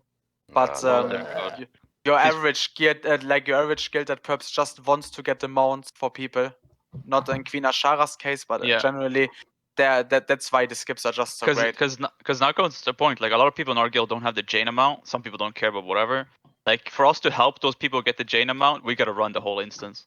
Like, I don't know why there isn't a skip till after Rastakhan. Just skip right to Mechatork. Yeah, I don't know, but I don't know if they forgot or just didn't put it in, or both, or didn't want to, or it's unfortunate.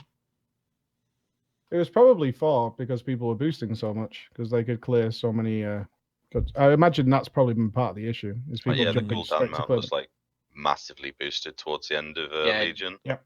Like, that was all over the place. It's like 10 runs per, like, if you had like 10 ults, you just did 10 mount runs basically. Well, I just don't think a boss like that should have a mount entire expansion.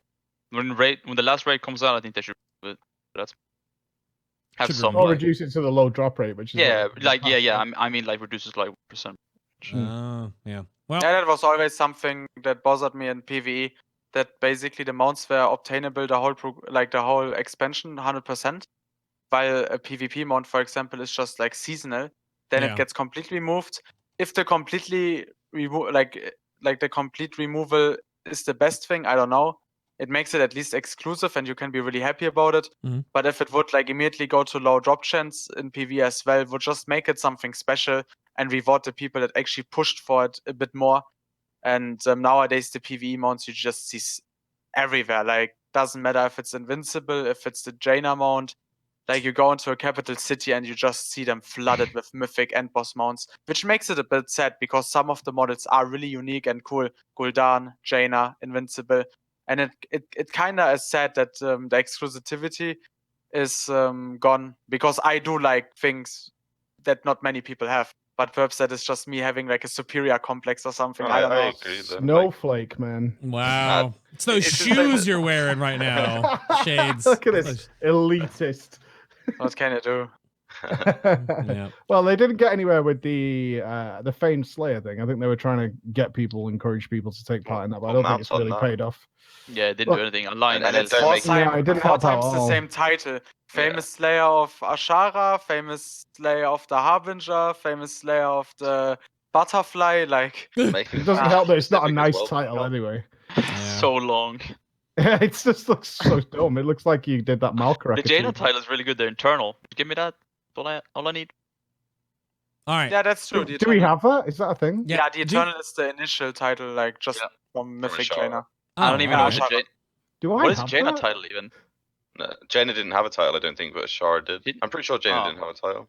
Yeah, Shara is the Eternal, just the baseline Oh. Mythic title that everyone will get, and then the famed That one is is Famed Slayer of Azshara. So much better than Fame Slayer. I generally thought you said Jaina. I was logging in, like, do I have an Eternal title? And I've not seen this. True, Hero of the Za'alor. Ugh. Off. No thanks. Actually, awful. we used that title for one day, and then we all as a guild has to take it off. That's the Yep. rule.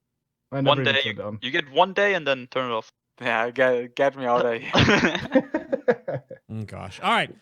Well, we're going to come back with some Q&A if chat has anything, and of course get the answer to the real question, how does Narcolies keep sneaking into all these world firsts? But I'm going to take a moment real quick to babble about real fast, and again to thank those that are supporting what I do here directly, these nerds and ladies over on the show's Patreon page. Thank you very much for supporting what I do here directly so I can keep making art and these fancy overlays and all those kind of stuff. But again, that's down below if you want to do that. Again, if you missed from earlier in the show, you know that Fabelina girl that makes all that fancy art on the internet. She has her own book out now, which I got to buy a copy of that.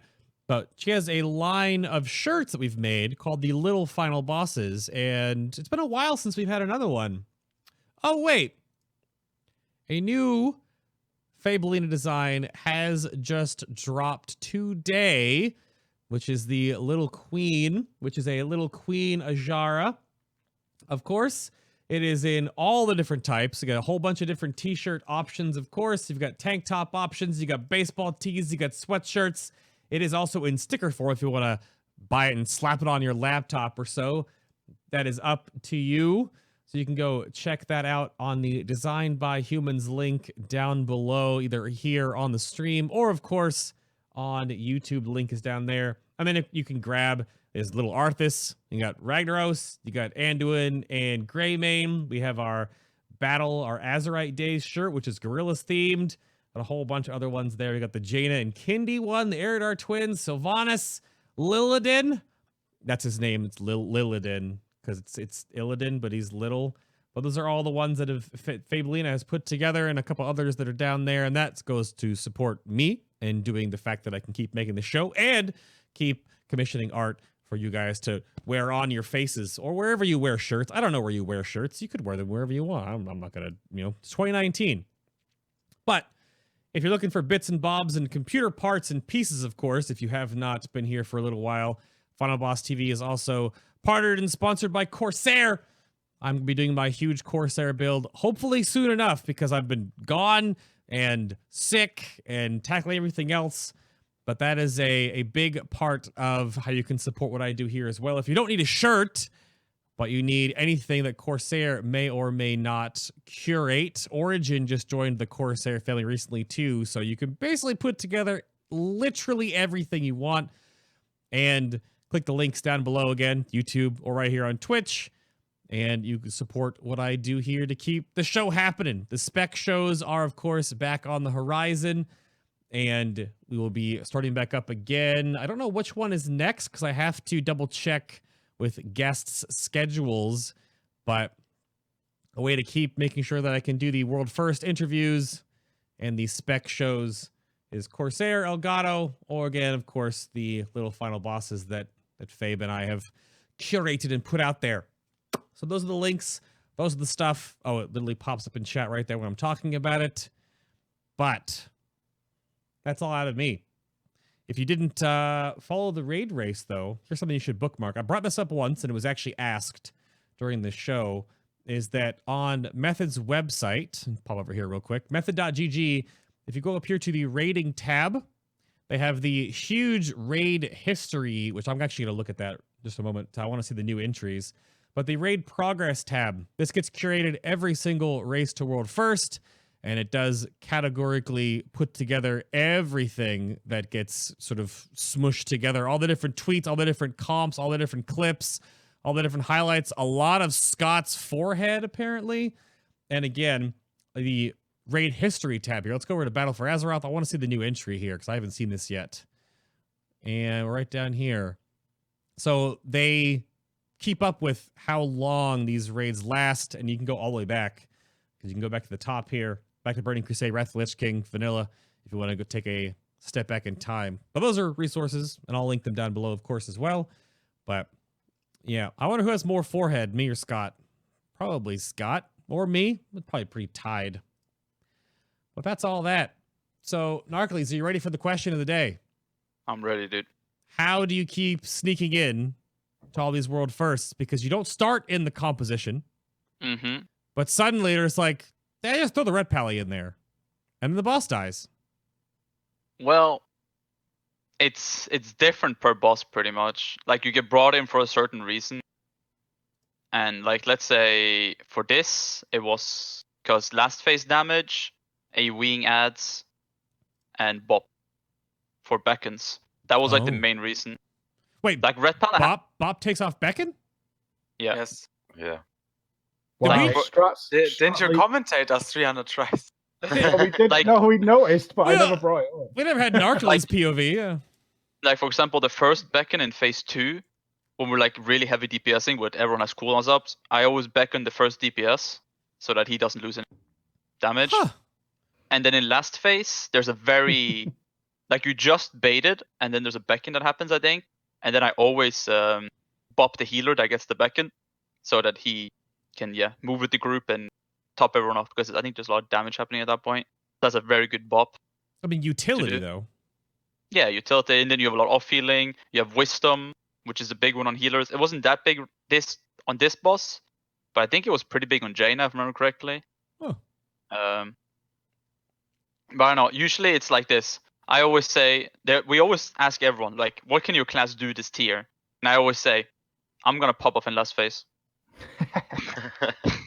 People are gonna die. It's progress. I'm gonna get that buff, and I'm gonna pop my cooldowns, and I'm gonna pop off. Now we didn't see logs. Did you indeed? I did pop off. Oh, okay. Yeah, it was me and Swag, and then the rest of the mortals. No, okay. The peasants. The peasants. But yeah, footfolk. But yeah, I don't know. Ret is just a good overall class. Like it brings so much, in my opinion. Like you have most classes just bring DPS, and I don't know. I think Ret brings quite a lot. Can you tell Reddit that again? Can we get this clip for Reddit? Did you just say what you just said again, just to make sure I heard you correct? That Ret brings a lot, not just damage. There you Pretty go. simple. Other resources on the internet would have. Did you see Konah's tweet the other day about him getting denied Mythic pluses even though he got world first Azshara? The amount IO of scored too low or something. I was like, what the hell? The amount of pluses I've been denied because I'm a paladin is unreal. What the heck? I never get taken, no matter my item level. They're like, you're not a rogue, you're not a DH, we don't want you. My mod in chat, Destora, used to be a Ret Pally, now he plays a Warlock, yeah. / cries during Avenging Wrath. Come on. You can heal though, Narco. Easy. Yeah. Oh. Well, Yeah, just heal. some people are multi-talented in the game. Did you just shoulder? Yeah, he did. Ah. Just ignore it and let him do his thing. Some people have healed the world first and DPS, and some haven't. You know. Don't comment on that. Don't comment on that. You know how it goes. Do you remember when you healed Cahoon guys? Do you remember? You remember that? Not many people have done that. I can't remember because he let me die. Well, the boss is 2%. I'd rather Crusader strike the boss than heal you. That's what I'm saying. That boss was legit 8% or some stuff. Well, I see a kill opportunity and I go for it. What a Judgment. monster. Yeah. What can you do? So this came up again based on our earlier discussion, but again, we had to wait for the Q&A section. If you aren't underneath, this usually is like the live commentary section, but because of the Race to World First coverage now and how much Mike and I have cashed this kill, doing another like live commentary section, even with the raiders, would be kind of weird because we have the pre-interviews and the post-interviews and we see it. So anyway, so we're just doing like standard just chat talking here, but this one came up earlier. How killable would like the harder bosses in the game be if a system like weak auras didn't exist? Obviously, Blizzard would probably, Blizzard would be tuning their raids a little differently. But if you only had like boss mods, you had like timers. That's it, right? Yeah. Well, the thing is, spreadsheets are pretty big right now. So, okay. Like most of the things we have weak auras for is we already have it on a spreadsheet. It's just take the timers that set it's on a spreadsheet and put it into a weak aura. For some, like for example, the soaking. You know, we already have it on a spreadsheet. We could just have a guy outside of the raid just saying soak now, soak now, soak now. But instead we just have a weak first aura. man would be like your weak aura. Yeah, pretty much. You give them a lot of stuff to assign, and then people can focus on seeing what the characters can do without any weak auras. I think progression would just not be as consistent. Like you would have more stupid vibes. People would have to be just way more conscious about their character, about what abilities targeting them.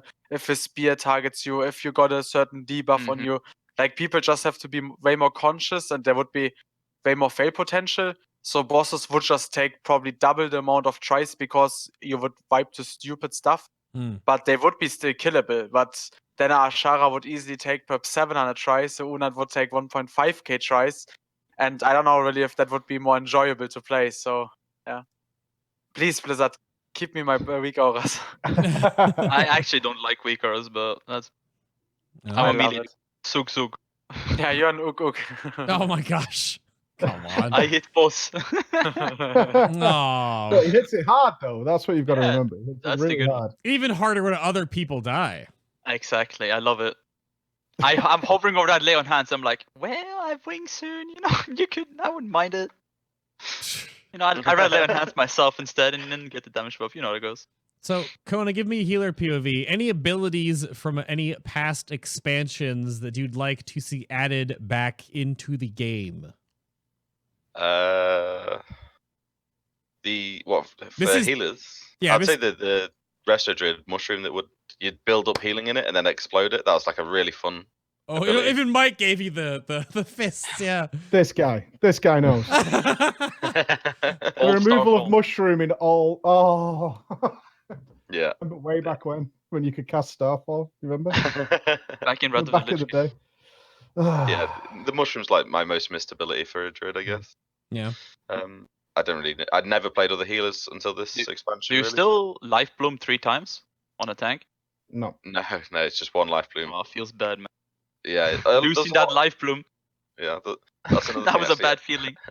There's a lot of like micromanagement that they're sort of slowly removed away from healers as well. Like druids used to have so much stuff you could micromanage. Yeah. Like small cooldowns, maintaining your mastery, keeping your life bloom up.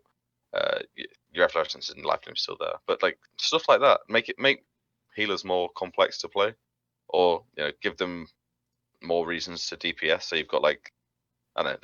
There's a higher skill cap between healers. Are we talking about choose in chat, Fabo? I mean, got him. Someone asked me, I answered him. You know. I swear to God. What can I do? I thought that was actually kind of bait, Konah, but you didn't take it because I was waiting for you just to say trank while moving. Ooh. Well, yeah, trank while moving's an obvious one. I have no idea why they took that away from us. Like it's awful. Like if you have to cancel your trank like 2 ticks in, kill me. Like well, Argozoa does it actually. I don't know if you've encountered this, but you never prepared me for it. So bad teacher. my bad, yeah. But I had to trank like I don't know, arcing 7, but the boss can spell queue. And I needed to trank to get the raid ready for the arcing, so I had to trank before the arcing, and then he can go, I'm going to do the pools instead. And you have to move, like, because you're going to die. And it was the most triggering experience I've had in years of playing WoW. It's like, I'm tranking, move. I was like, oh my God. Especially now, Resto Druid trank scales with mastery and counts as a hot and all this stuff too. It just gets gutted when you get to move, yeah. Yeah, it's horrible when you have to like lose your trank. Luckily mine were assigned like after the pools on Orgazoa. So it's like for the the Arkings after it. So I never Yeah, encountered that. we gave you on purpose the easy ones, yeah. Yeah. That's healer privilege there. How about you, Deepshades? Anything you want from like a range DPS perspective or just from a damage perspective that you'd want returned to the game? Or just in general, more fun. Like, not. I guess more fun rotations is a bit hard to say, but I just feel like I've lost so many abilities over the years. So many iconic things, like all the Warlock players in the chat can probably agree with Shadowburn, the complete old Demonology Warlock, the old Fire and Brimstone. I just feel like there are some mechanics nowadays, talents or completely removed from the game that I'm really missing in my rotation. And I just feel like I don't have a complete toolkit anymore. I need to spec into either AoE or single target. That was, for example, a big problem this tier as a Warlock. Preach was memeing me a bit about it earlier. When you saw me on Azshara, when the little chosen ads came in phase 2, I didn't even see of corruption them. Like, No. my AoE as a Warlock is so irrelevant, especially if I don't spec into anything extra into. And I just feel like most specs nowadays are kind of incomplete and are lacking either or. And back in the days, you could do kind of all. Perhaps not, like, some classes had a niche that they were perhaps a bit stronger or weaker in AoE or single target or cleave, but everyone could kind of do everything to some extent.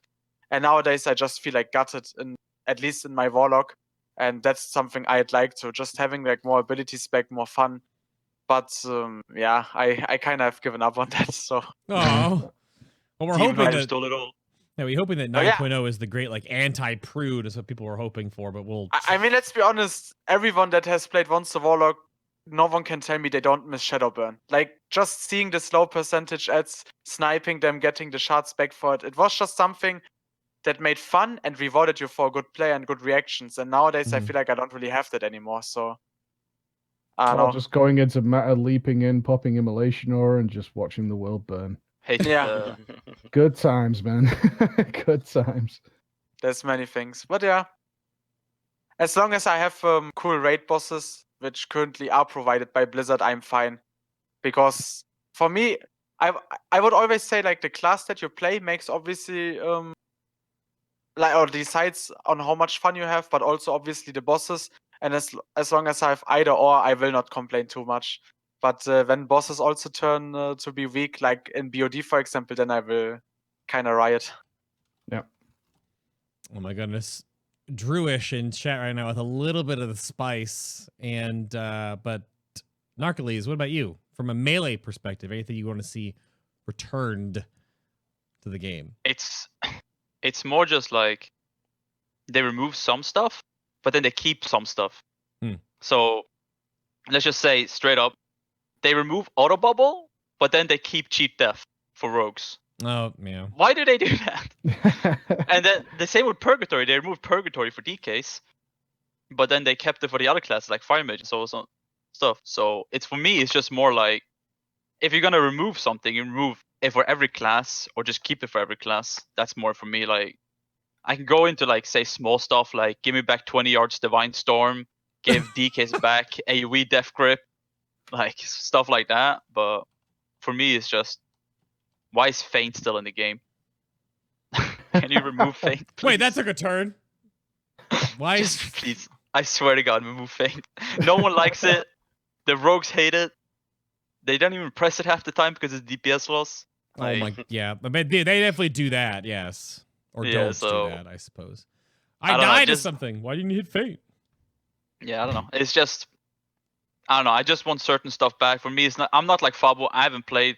Like, I played like DK Hunter and then Paladin. Like, so I kind of go between these. So for me, it's not just like I'm a Warlock and I can talk about, oh, give me back this from Warlock and all that kind of stuff. The utility balance is like all over the place. There's just Yeah. zero balance in like class utility. Like Resto Druids and Yeah. Mythic Plus, for example, nobody can touch them just because of the amount of utility they have, regardless Yeah. of like the healing. I mean, Pretty- Blizzard's got about to be at an interesting awakening right now because the MDI is kicking back up again. And the first MDI was like, okay, blood DKs are strong. We knew that. Second MDI, okay, I guess ranged suck in dungeons. Third MDI, Prot Warrior, 3 Outlaw Rogues, Resto Druid. That's every freaking team. And that's the thing now with tanks even. a monk tank can out heal a blood decay. Yep. That is like why? Yeah, it makes no sense. Noga found that out I think a couple of days ago, and he was like, "There's no way." Yeah. He was so mad. And the I remember MDI is that. looking scary this time, right? There's Yeah, a yeah. lot of triple Like- rogue setups are Yep. coming. Yeah, So but we're most gonna get swapped that. back again already to the Windwalker again. Did they really? What a big change! What a Oh, boy. development! Yeah. Yeah, I don't know, man. They just remove some things and they keep some other stuff, and I don't understand why. If you're gonna remove it all. To be Simple as fair, that. it's still really hard in World of Warcraft. I mean, you have PvE, which has different Yeah. brackets with M+ and raiding. You have PvP with Sure, 2, 3, sure. RPG. I think it is quite hard to tune like all I- classes with a proper toolkit. Yeah, but utility is sort of like separate, right? You can give if a class is lacking utility, you can just give them a little bit more of something. Like healers, like I Disc Priest guess. and Holy Paladin both have a DR and high DPS, and But- they're the only two that have both. But you can say like it wasn't like Warlocks in this expansion season 1 were like horrible in PP. They just died pretty much, yeah. If I remember correctly, In season 1 at PvP. least. Yeah, in PP. Yeah, until they So- gave them demonic armor. So you got more demon HP and armor. demonic armor, yeah. But the HP also infected you in PvE. So now you're pretty much like you can't die most of because you have so much more HP than everyone else. I mean, it was always a take Blizzard went for, yeah, the tanky Yeah, yeah. caster, AK Warlock. I mean, Yeah, Blizzard, I think, has always some kind of themes in mind Mhm. for classes. Why classes keep something like the Rogue Cheat Death. But I agree, it is kind of annoying for someone like a Paladin that had auto bubble, get it removed. Feels But bad. then you have a Rogue that keeps Cheat Death. But I just think that is something Blizzard wanted to like stay with. Like certain classes have just this iconic abilities, and yeah, in Rogue's just- case, it is the Cheat Death. It just feels bad because when you get to like world first rating like we're doing now, it's just like, why would you bring this class when this other class has all these abilities? Feint, cheat, death, cloak, Yeah. evasion, like To be fair, this and time around, Insane it was burst. quite balanced on our rate Yeah, lineup, yeah. if you think about it. It was a little bit. Besides Okay, that, what is well, that? What is that? Outside of, in terms of DPS, DPS like was outside pretty of the DPS role with healers and tanks, that is a different. that's a good thing. They did really good. The only thing that goes in DPS right now is the encounters. Like you have Queen's Court. Mhm. Why would you ever bring a melee like straight up? Like, Get out of here! like, Get out why of would here. you bring a melee? But for Ashen Vein, there's like okay, we can kind of It's have a just mix. Ashvane, Narco. It's just Action Ashvane. vein. I call her Ashen Vein. Like so, that's just how it goes. It's a But, Dark yeah, I Souls don't know. right there. Exact. I don't know. I like DPS shooting this time around. Just Yeah. remove multi-dotting, please. I don't Come want it in the come up game. with- It's not. How dare you? How- It's if you dot one target, you should lose damage. If you dot the next target, simple as that. Shouldn't be anything. You should Bold not gain damage, words. but you should not gain damage by dotting another target. Snapshot. It's soul swaps on its way back now. Just No, Oh, so you know. God. snapshotting. Thank God I removed it. How about came up in chat a few times about we were casting it, of course. Micah and I were talking about this. A bunch of the cast were talking about this. If Falcone's still there, he'd echo the same way as well. Every expansion seems to have at least one mythic only phase, like a secret. Oh, you're right. But so far, nothing. And we probably have one more raid coming out in like January, February, right, to take us home into 9.0. There'll be one more raid. So potentially there'll be something there. But nothing so far here. But with N'Zoth and Azshara being all doing their stuff, we were really hoping for something like, 5%, something changed, or even like a different, like a Sinestra style 9th encounter. Because again, only 8 bosses in this entire raid.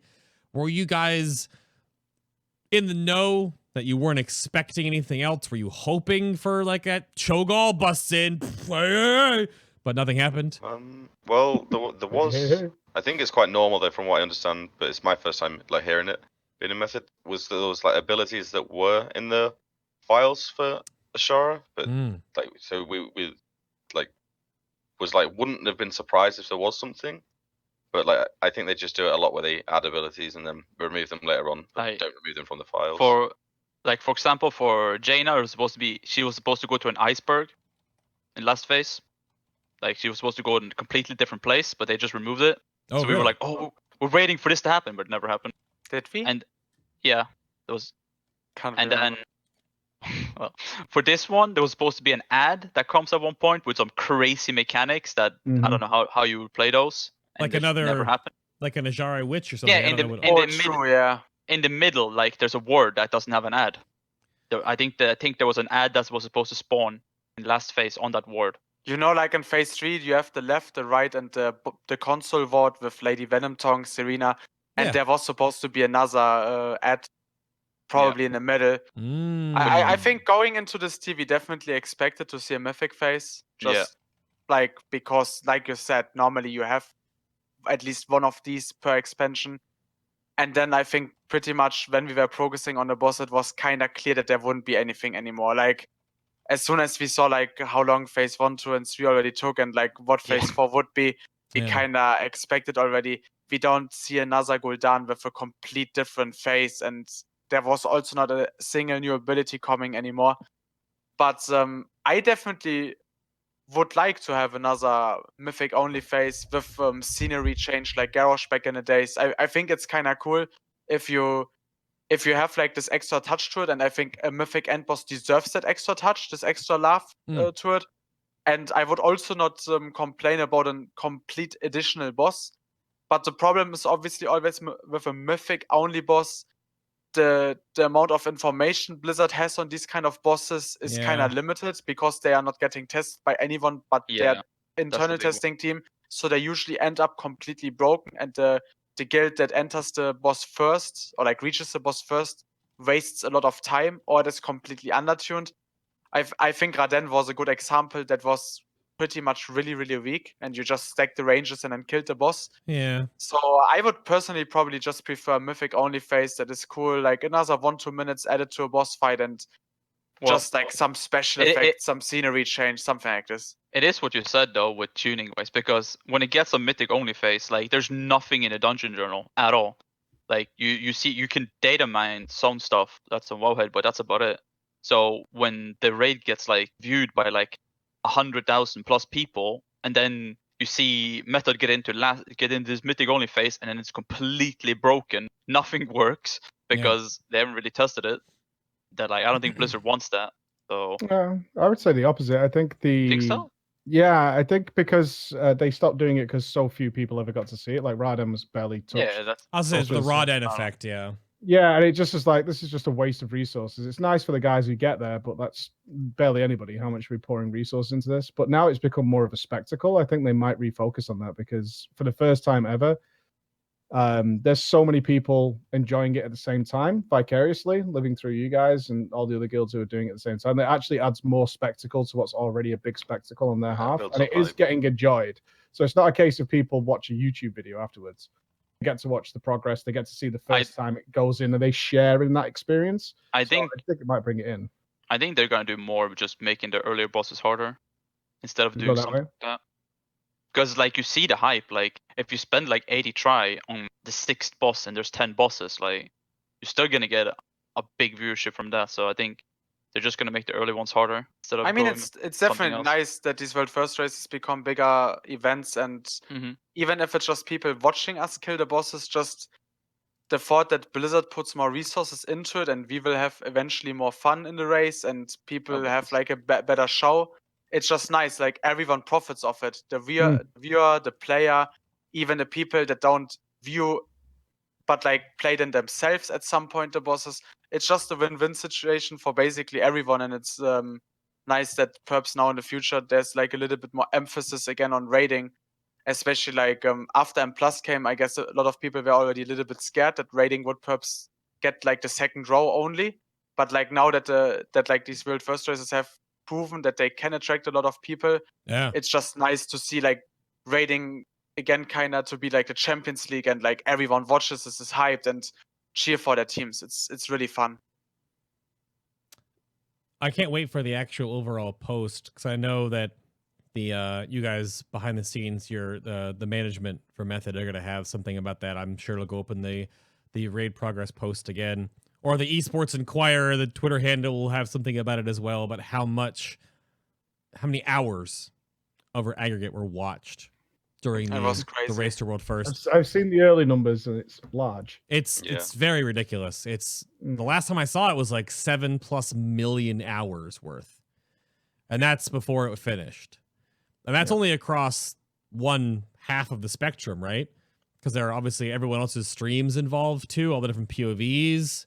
So Also, the Fortnite World Cup was simultaneously. yeah, holy crap! Like during the race, like obviously they beat us in raw numbers during that time, but like just to even compete like with these kind of events, it's just nice, and it's beautiful to see how many people are still so enthusiastic about such an old game, and also just nice to see or like to read these posts. Yo, I'm not even playing this game, but I'm still rooting for these guys killing this boss.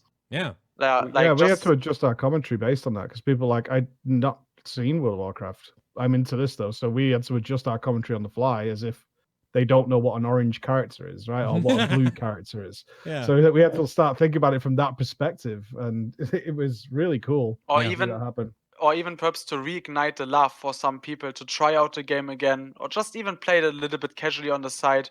I mean, there's so many people that have quit over the years. I mean, a game is out like what 15 years or something, and obviously along these years people have quit. But like now to give them again like this little hope of, hey, I might enjoy it again a little bit. It's just nice to see, and I feel like I can speak for the whole of Method. Like it's really like we all feel blessed to have like this opportunity to like represent this organization and this game, and that so many people do cheer for us. Like it's nothing that we take for granted, yeah. And it's great that so many people enjoy this journey with us, this adventure. And they did. I think it was like 170,000 people watched that kill. Yeah, toward the end. Live. Mm-hmm. Yeah. Just on is that aggregate on all the Method streams, or No, just just, on just the, No, method, just the one. channel we were on. just the channel? Yeah, so not Yeah, even just like the channel. Scott's or Gingy or anyone. Yeah, that's crazy. Yeah, that was just the Method channel. Because Yeah. we knew it was coming, so I was like, spread the word, it's gonna happen soon. And then you Mhm. had that 0.9% wipe, and I was like, screw you guys. I think for the outsider perspective, it was also really nice that on paper we looked so far behind compared Oh. to perhaps Limit and the two Asians, and to then have like this comeback of 49% to straight to 5% on the same day. I think it just also like hyped this entire race up again, and like this entire NA versus Scribe Europe. planned that. Uh, I'm on to him. I guess it was really nice also for the viewer numbers just to see like, yeah, WoW Method is suddenly really going ham, and yeah, then obviously the 0.9% try, you see again the stream doubles or like triples in viewers, and then the actual kill happens. Is crazy. I mean, as a player yourself, you don't really notice that. I only get that told afterwards. Yo, man, we were casting you guys, and suddenly our viewers doubled. I mean, I'm just sitting there and fighting the queen for the 7th day or something, and I'm finally done with it. So, like, yeah, as a player, you only notice it then afterwards how big it actually was, and how Shame. many Same for people us. watched We don't you. see the Yeah. view numbers while we're casting. We don't know while we're casting. We were told Yeah, afterwards. only the offcasters or the production season. Yeah, we get told after we're done. They're like, "Do you know how many people watching?" Like, no idea. And it's crazy, like because you don't like as a player, you don't really like think of it, man. 160,000 people were just staring at you killing this boss, especially like when you are perhaps for that time on the mainstream, like that so many different humans are actually like just expecting and hoping for you to kill that enemy. Like you can't really like grasp that feeling. Shameless it's very cool self-plug afterwards. slightly. I was off the couch during this, and on Instagram I had like just recorded I like how the thumbnail that pops up is Bookmark doing the oh no, because I was sitting on the sidelines watching, so you guys can go back and see that this is like the 0.8, 0.9 wipe, and then this is the kill to see what it was like to be just in the studio at the time. So I knew I had to like capture that forever, right? From the outside looking in. I was casting Jaina, so at the time with Sophia and Rich, so it was a little different because I was actually part of it. Actually, yeah. I remember. But for this one, I'm glad Mike was on the couch, so I get to and you were laser focused on your line. You didn't have like any jump up. You were doing nothing. You were just you were talking it through all the way. But you can see that you're doing your job. Yeah, you can see that through in the video too. Both of those clips. The 0.9% wipe. Even though I called it on my prior cast, like I knew it was gonna happen, because it's just like it just felt like that's gonna be this type of boss that's gonna just do dumb crap with the wards and just kill you. The 0.9% wipe was rough. So you can go back and relive that if you want to see how it was like to be in the studio with all the casters at the same time. But I wanted to. I knew you guys immortalize were going to that. kill it at 50%. I knew it was the kill then, but I had. Oh, really? Yeah, I mean, it was very clear once you got that could see perfect it. transition. Like, you Yeah, would have yeah. to be so dumb to wipe at this point. Oof. But I didn't want my commentary to go, okay, this is perfect. They would have to be literal idiots not to kill it right now. Don't So- give that to them. Yeah. That would be a bad line. So I was like, just don't die in beams, please. It is actually crazy though, because Yeah. like we have followed like a little bit the other guilds now over the past few days. In my case, for example, Aversion and Fetcher guest, because I have a lot of friends there, and like Aversion is Mhm. German. Mm. And to see how much longer the 3-heal tactic takes in the last phase, Oh and my how gosh. much more can go wrong. Like in our kill, it's literally the boss is at 50%. We use Bloodlust. We move the first time. The boss sees like 30%, 25% or something. I see these this kids with 3 healers, no Bloodlust. The boss still like 42% or something, and I'm like, boys, you are about like for a long ride. And Yeah. Yeah. it's just so crazy how we brute forced that last phase. The and thing was is, literally even non-existent. even with playing another console, you could do it, like with 2 healers. Like both our healers said like, oh, There's no Jonathan. answer for that point, is Yeah, there? John. No. the But boy. Jonathan said, if you wait like 10 seconds, I will have a perfect opportunity to top the entire raid up after you click. So If you've got to click it 5 times, like, yeah, well, there's it's no 4, way I 2 think. I think healers last I think another it just one. caps out at 4. I don't remember. Whatever. It's definitely hard with 2 healers, but No. could Yeah. have done it. Yeah. It's crazy. I mean, the 3 heal strat did lock in for limit just about 9-ish hours afterwards, though. They still We they didn't still expect did this. it. No, you We guys expect didn't. that. Honestly, like normally I'm really pessimistic in terms of, man, we will just lose the world first now and Limit will get it. But the day we went to sleep, Mm-hmm. even though Limit still had like such a long day ahead of them, I kind of just felt so secure. I was like, with their tactic, they will be able to kill it, but it will take a while. Like they will not do it like in the next few hours, I think. And like then when we killed the boss, also like the day like on the day we killed it before the raid started, Scribe was like, man, we kind of need to hurry up. Their tactic is hard, but they can do it if they don't play stupid. But we were like, after the boss was dead, man, Limit will kill it this reset, but like not that fast. Then I'm in bed. I open like one more time MapGG, like the raid progress page. Mm-hmm. Limit has killed it, and I'm like, wait, what? Was it really that close to race? Like, I don't know. Like, really huge respect to Limit actually sticking with the tactic and killing it that Yeah. fast. Because their last phase, I think, was like 70 seconds long or something, I got told, than ours. And that is crazy. I feel like we just took so much pressure out of that fight with shortening that last phase. And they played it, even though it was quite chaotic then in the end with 2 people only alive, but it's still quite a feat of strength to kill the boss that way. No, it was impressive because we all were listening to you guys like idiots. We were listening to what you guys were saying. They're like, they'll need another reset of gear. They're miles away. No, we're not afraid. So when you did, because I had to leave early because you got the 5% wipe Mm. on the last cast the day before you killed it. And then you stayed up till what, 3 a.m. trying to Yeah, kill it? we Something. like nearly till 4 even. We really tried to kill that boss. Sko even wanted to do all nighter. He was like, we are not leaving it till the boss dies. Well, we had to leave because we had to cast at 8 a.m. So we had to give it up. And I was like, if they kill it while I'm in bed, I'm going to be so angry. That's And the. then I I mean, woke up. that was But like that's all I cared about, not Yeah, Limit. I no. really didn't think Limit had a chance to do it before the reset with everything we were hearing. Well, it's Well, I didn't even wait check while progress when I woke up, which is like usually the first thing you do when you're racing. But it was that confident that we didn't think they'd kill it. That day, waking up in the hotel room, and I knew you were opening the stream that morning that everything happened. And the first thing I did was just was refresh the hotel internet so it connected, and then immediately brought up the Method Twitch page and to see you just casting on the couch, but it wasn't dead. And I was like, all right, well, holy crap, first off. Second off, damn. So then went about the day. And it took multiple shifts to get through because it wasn't just like right after, because I had predicted the day before it was like lunchtime. They'll come back in lunchtime. But no, it went a little bit into the evening there. It was a tense feeling in the Take TV bar the whole time we were there, though. It was Down the because we wire. all knew the kill was coming like every pull. Like any Yeah. pull could do it. And you guys knew that as well. And you could see it Yeah, all over your that's faces. always a Like, we're just crazy waiting day. to kill it.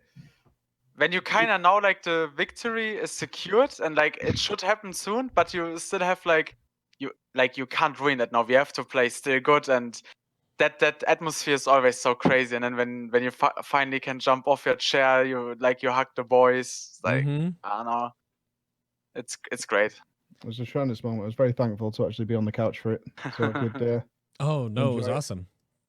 But let's wrap this up here, gents, because we're just about 2 hours now. All of a sudden, like I said at the beginning of the show, it probably just will fly right by, and so it has. But it's late for you all over in EU, so let's Narcolies, do you have anything you want to leave?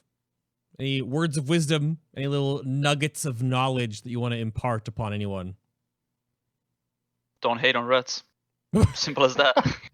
Imp to your pug. Please invite Infinite Red Palace. plus, We're not please. bad, I swear. We're not bad. We can do damage. But yeah, I don't know. Okay. It was great to be here. I had fun talking with the boys and you two. Yeah, it was great. That's about it. Yeah, it was good having you on, even though you weren't in the studio. Are you gonna go to the next event? If they ask me, I'll go. Okay, there you go. Mike, put it in Same. your retainer. You will not cast unless Narcolies shows up. I'm the same. If I get asked, I'll go. I'll do. Fair enough. Yeah, fair enough. Shades? Yeah, it would be nice to go. Well, yeah, thanks for the invitation. Of course, it was always fun chatting with the lads. Mm. Then obviously big thanks to the community for making this even possible. I mean, without them we couldn't even do these events. And also once again getting like $65,000 for Save the Children for something I think 67,000, yeah. or 67,000 I think can be something the whole community can be proud of. Like not only the players or the casters. I think like it's all of us that made this possible and improve some people's lives, which is nice to think of. And also like big respect like to all the other guilds, the 2 Asian guilds that have been like crazy good this time around. I think it was AFKR and Alpha, I think were 3rd and 4th. Then obviously Limit and Pieces. Like it's really nice that this race is becoming more of a race again after it has been for such a long time just a 2-horse race. Like it really feels like so many teams are competing, all the regions are in there. And it's just nice because it pushed the entire event, especially with the drama we had been going on before with Red Bull and us. Honestly, at the end of the day, it's still like a video game. We all should enjoy it. The viewers should enjoy it. And you can like, especially for the viewers, like you can root for your teams, but don't hate on the others. Like just cheer your teams up as much as you can and respect every competitor in the race because everyone is giving their best. And at the end of the day, we are just some I don't know 15 to 40-year-old humans that just enjoy this video game. And I don't know, like thanks for that though. And also get Method Yeezys patented. Yeah. There's probably also older people. I don't know. I just spoke of our guild. Yeah, like we are everywhere. We don't need that. Like, We don't need. Yeah, we we are in don't need between method like shoes. 18 and 40. Oh, Narcolies says we don't need Method shoes. Oh, we went a different way with that one. I don't know. I mean, like I'm not agreeing, but no. A jacket will be. Konah, how about you, sir? Yo. Not much to say really, other than I think the next race is going to be massive, a lot bigger than what it has been or what we've seen. All the guilds are like going to step up, I think. So, looking forward to that one, and then maybe seeing some more Rest Edge rather than Disc and Pally. Fingers crossed, brother.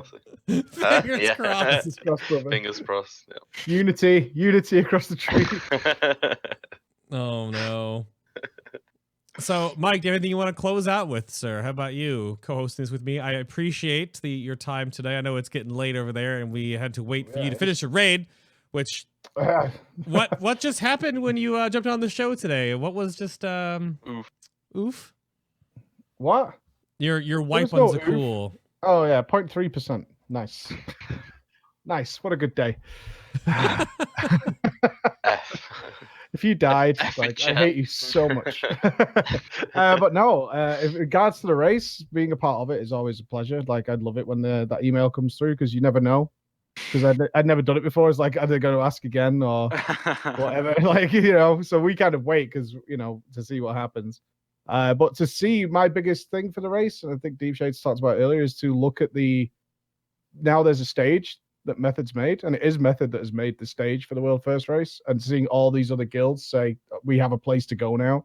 Because it was a case, and I spoke to a lot of the guys who were in, and I played with a lot of the guys who were in the world first race for a while, is they said, if you're not first, you're last, and you put all this preparation in, you do all this work, and it's not worth it because you don't win. So they just don't care anymore. But now it seems to be moving back up, and I'm really loving. A big part of my fun time casting was actually the Chinese guilds, especially JTH. Yeah. Like seeing those guys push up there, they surprised me every morning because I casted them quite a lot, and I'm really looking forward to see what they do next time. Now they see that they're close. Because if we look at, have you seen the top 5? There's 4 Asian guilds in there now. It's 4 in the top. It's 4 or 5 in the top 8. In the top 8, yeah. In the top 9, actually, there's like 5 Asian guilds in the top it's 9. crazy how many of the Asian region are this time around. Showing up. Yeah, 5 of them in the top 10. And I think all of them are even daytime guilds. Yeah, like I don't know. They just need a good tier, and there could be also world first, world second, world third. It's crazy for them. Yeah, I would like to have them in the room, and that's what we always look at as casters. Is like of course, we're there to support you guys, but at the same time, we do want to have all the competition together, so we can see how everybody's doing side by side. And of course, global release, please, Blizzard. That would be really yeah, nice. please. Yeah, would be Please, definitely can we nice. have that? That would be so nice. If we That could do is it with sort of the- expansions, we could do it with a raid. Okay. That's sort of the underpin that came up in chat a few different times. If your question came up and it wasn't something we were going to address, it was just kind of like, wasn't going to have a good discussion about that, like healer balance and things. And But what's gonna happen to all the drama? Well, All the oh yeah, where's the drama, Mike? Well, I think people will find things to be dramatic about. I don't think that's an issue. I mean, of course, the 21st man was cheating. Of honestly. course, of The hot course. fixes were clearly just to make Method's life easier. Oh, Right? yeah, True, yeah, I yeah. agree. It's Yeah, you actually got- funny how much drama there's always found of It's like crazy. of the people, and then in the end, like the guilds between each other are just like talking with each other on Discord, memeing around. Like I remember the old MMO champion threads when it was just like, oh, they have this combo. Oh, is this a rested route or a balanced route? Like that was the old MMO champion. Nowadays, Yeah. it's just drama. Man. Yeah. true. That's because you're live streaming it. So Yeah, I love it. Just I a love hunt it. It's for kind of nice to anything. see though how enthusiastic people can get just cheering for their region or for their favorite team. It's like really funny what kind of stories also sometimes I love it. appear. I love it's, drama, it's man. It's really good. good. Yeah. And Why do you guys hate limits so much? And how did we get these logs of limit? For so Yeah. many tiers. Is- Where did they come from? Was it the Warcraft logs owner? I don't know. That was the best one I'd heard so far. That was Yeah. He's a good guy. He's a good guy. great. He's It's a good girl guy, actually. yeah. In fact, it's a girl. Oh, he's a guy. He's a good girl. At least Okay, that's what go with Naga it. told me. Throw a Wait. Janum out their way? Easy. That's how you do it. Easy. That's how you make back that gold deficit from Jaina, right? And from Unat. Yeah. That's how it comes back. All right, I'm hitting this button, gentlemen. We're getting out of here. Thank you all very much for tuning in. Episode number 192, Method World First. I was trying to get together like a World First, World Second smushed show. So if you're wondering, Limit is doing like their own thing right now. They're just taking the time off, chilling. They've declined the invitation to be on like a big show like this, but we'll see. I am still going to try to put together speaking of all the different Asian guilds, I want to see if I can get some that actually speak English from the different top Asian guilds and try to make a show with them. Might not be next Sunday, might be the Sunday after that, not sure because of the language barrier there, but that would be a lot of fun if I can bring some of them on and actually pick their brains about what they think, because some of them rented out like huge swaths of hotel rooms, made like their own like land studio for like their entire freaking, it's nuts over there. We're gonna talk to them hopefully soon. But around the horn again, there's Narcolies down there in the bottom right corner. You can follow him on the same name on Twitter, but a Z. Did someone take your Twitter name? They did. Oh, They stole it. okay. We They got stole it, man. the boy and the sandwich down there. We got Deepshades. You can follow him over there. Watch him dot things right now because he's just playing Affliction Warlock. Is that a One trick. one trick, trick? yeah. Oh. One trick. Yeah, the Warlock One trick. Discord finds always another spec that I'm one trick at. Oh. And then there's Konah as well. Hopefully getting to heal on the Restoration Druid. Just join the MDI teams. I don't want to play Mythic Plus all my life, man. Oh. They're in there practicing like 10 hours a day right now. I'm like, no. Yeah, imagine playing the game that much per day. Nerd. Oh no. Yeah, nerds. Not cool like us. 60 No.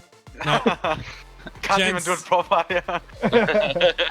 Not even got any pearls. Those noobs. So the 10 hours is in Mythic Plus, and the rest is like just farming islands and pearls. No.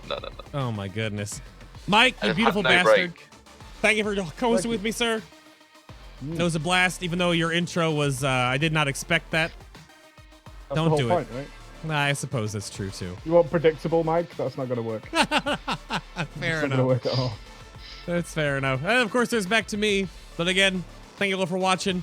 Again, one final time, Fably and I put out another design to commemorate this tier in the Little Queen. You can go check that out on the DBH page down below, and go send her if you get the shirt, selfies at Fabelina on Twitter. Show her that you are buying her silly art and putting it all over yourself. But that's it for me, everybody. Next week, spec show or Asian show with the different guild combinations that can speak English. We'll see. I'll let you know on Twitter. I don't know. It's tough, man. I know it's like it's the joke. Like, when am I gonna have to do a world first show where people that can't speak English? I just can't do it. But have fun farming your pearls. I'm not farming pearls anymore, though. Can't wait, Haha. What? It's gonna be great. Oh, You need your dailies on Alta still, man. Oh, I'm gonna go play Destiny, I think, and like veg out and get this stuff online. But thank you very much for watching. Have a great one. Enjoy 8.2. Oh, there's actually Deepshades. Is that your emote? No, it's Mara's. Oh, Maris is a great one, honestly. It's a great one. it's Hypers, but he's holding a mana pearl. Oh no! All right, that's it. Bye. Wave by it, lovely people. Wave Bye. Wave by. There it is. Oh man. Oh, the jazz hands, the jazz hands. Oh no! Don't! I can't. Ah!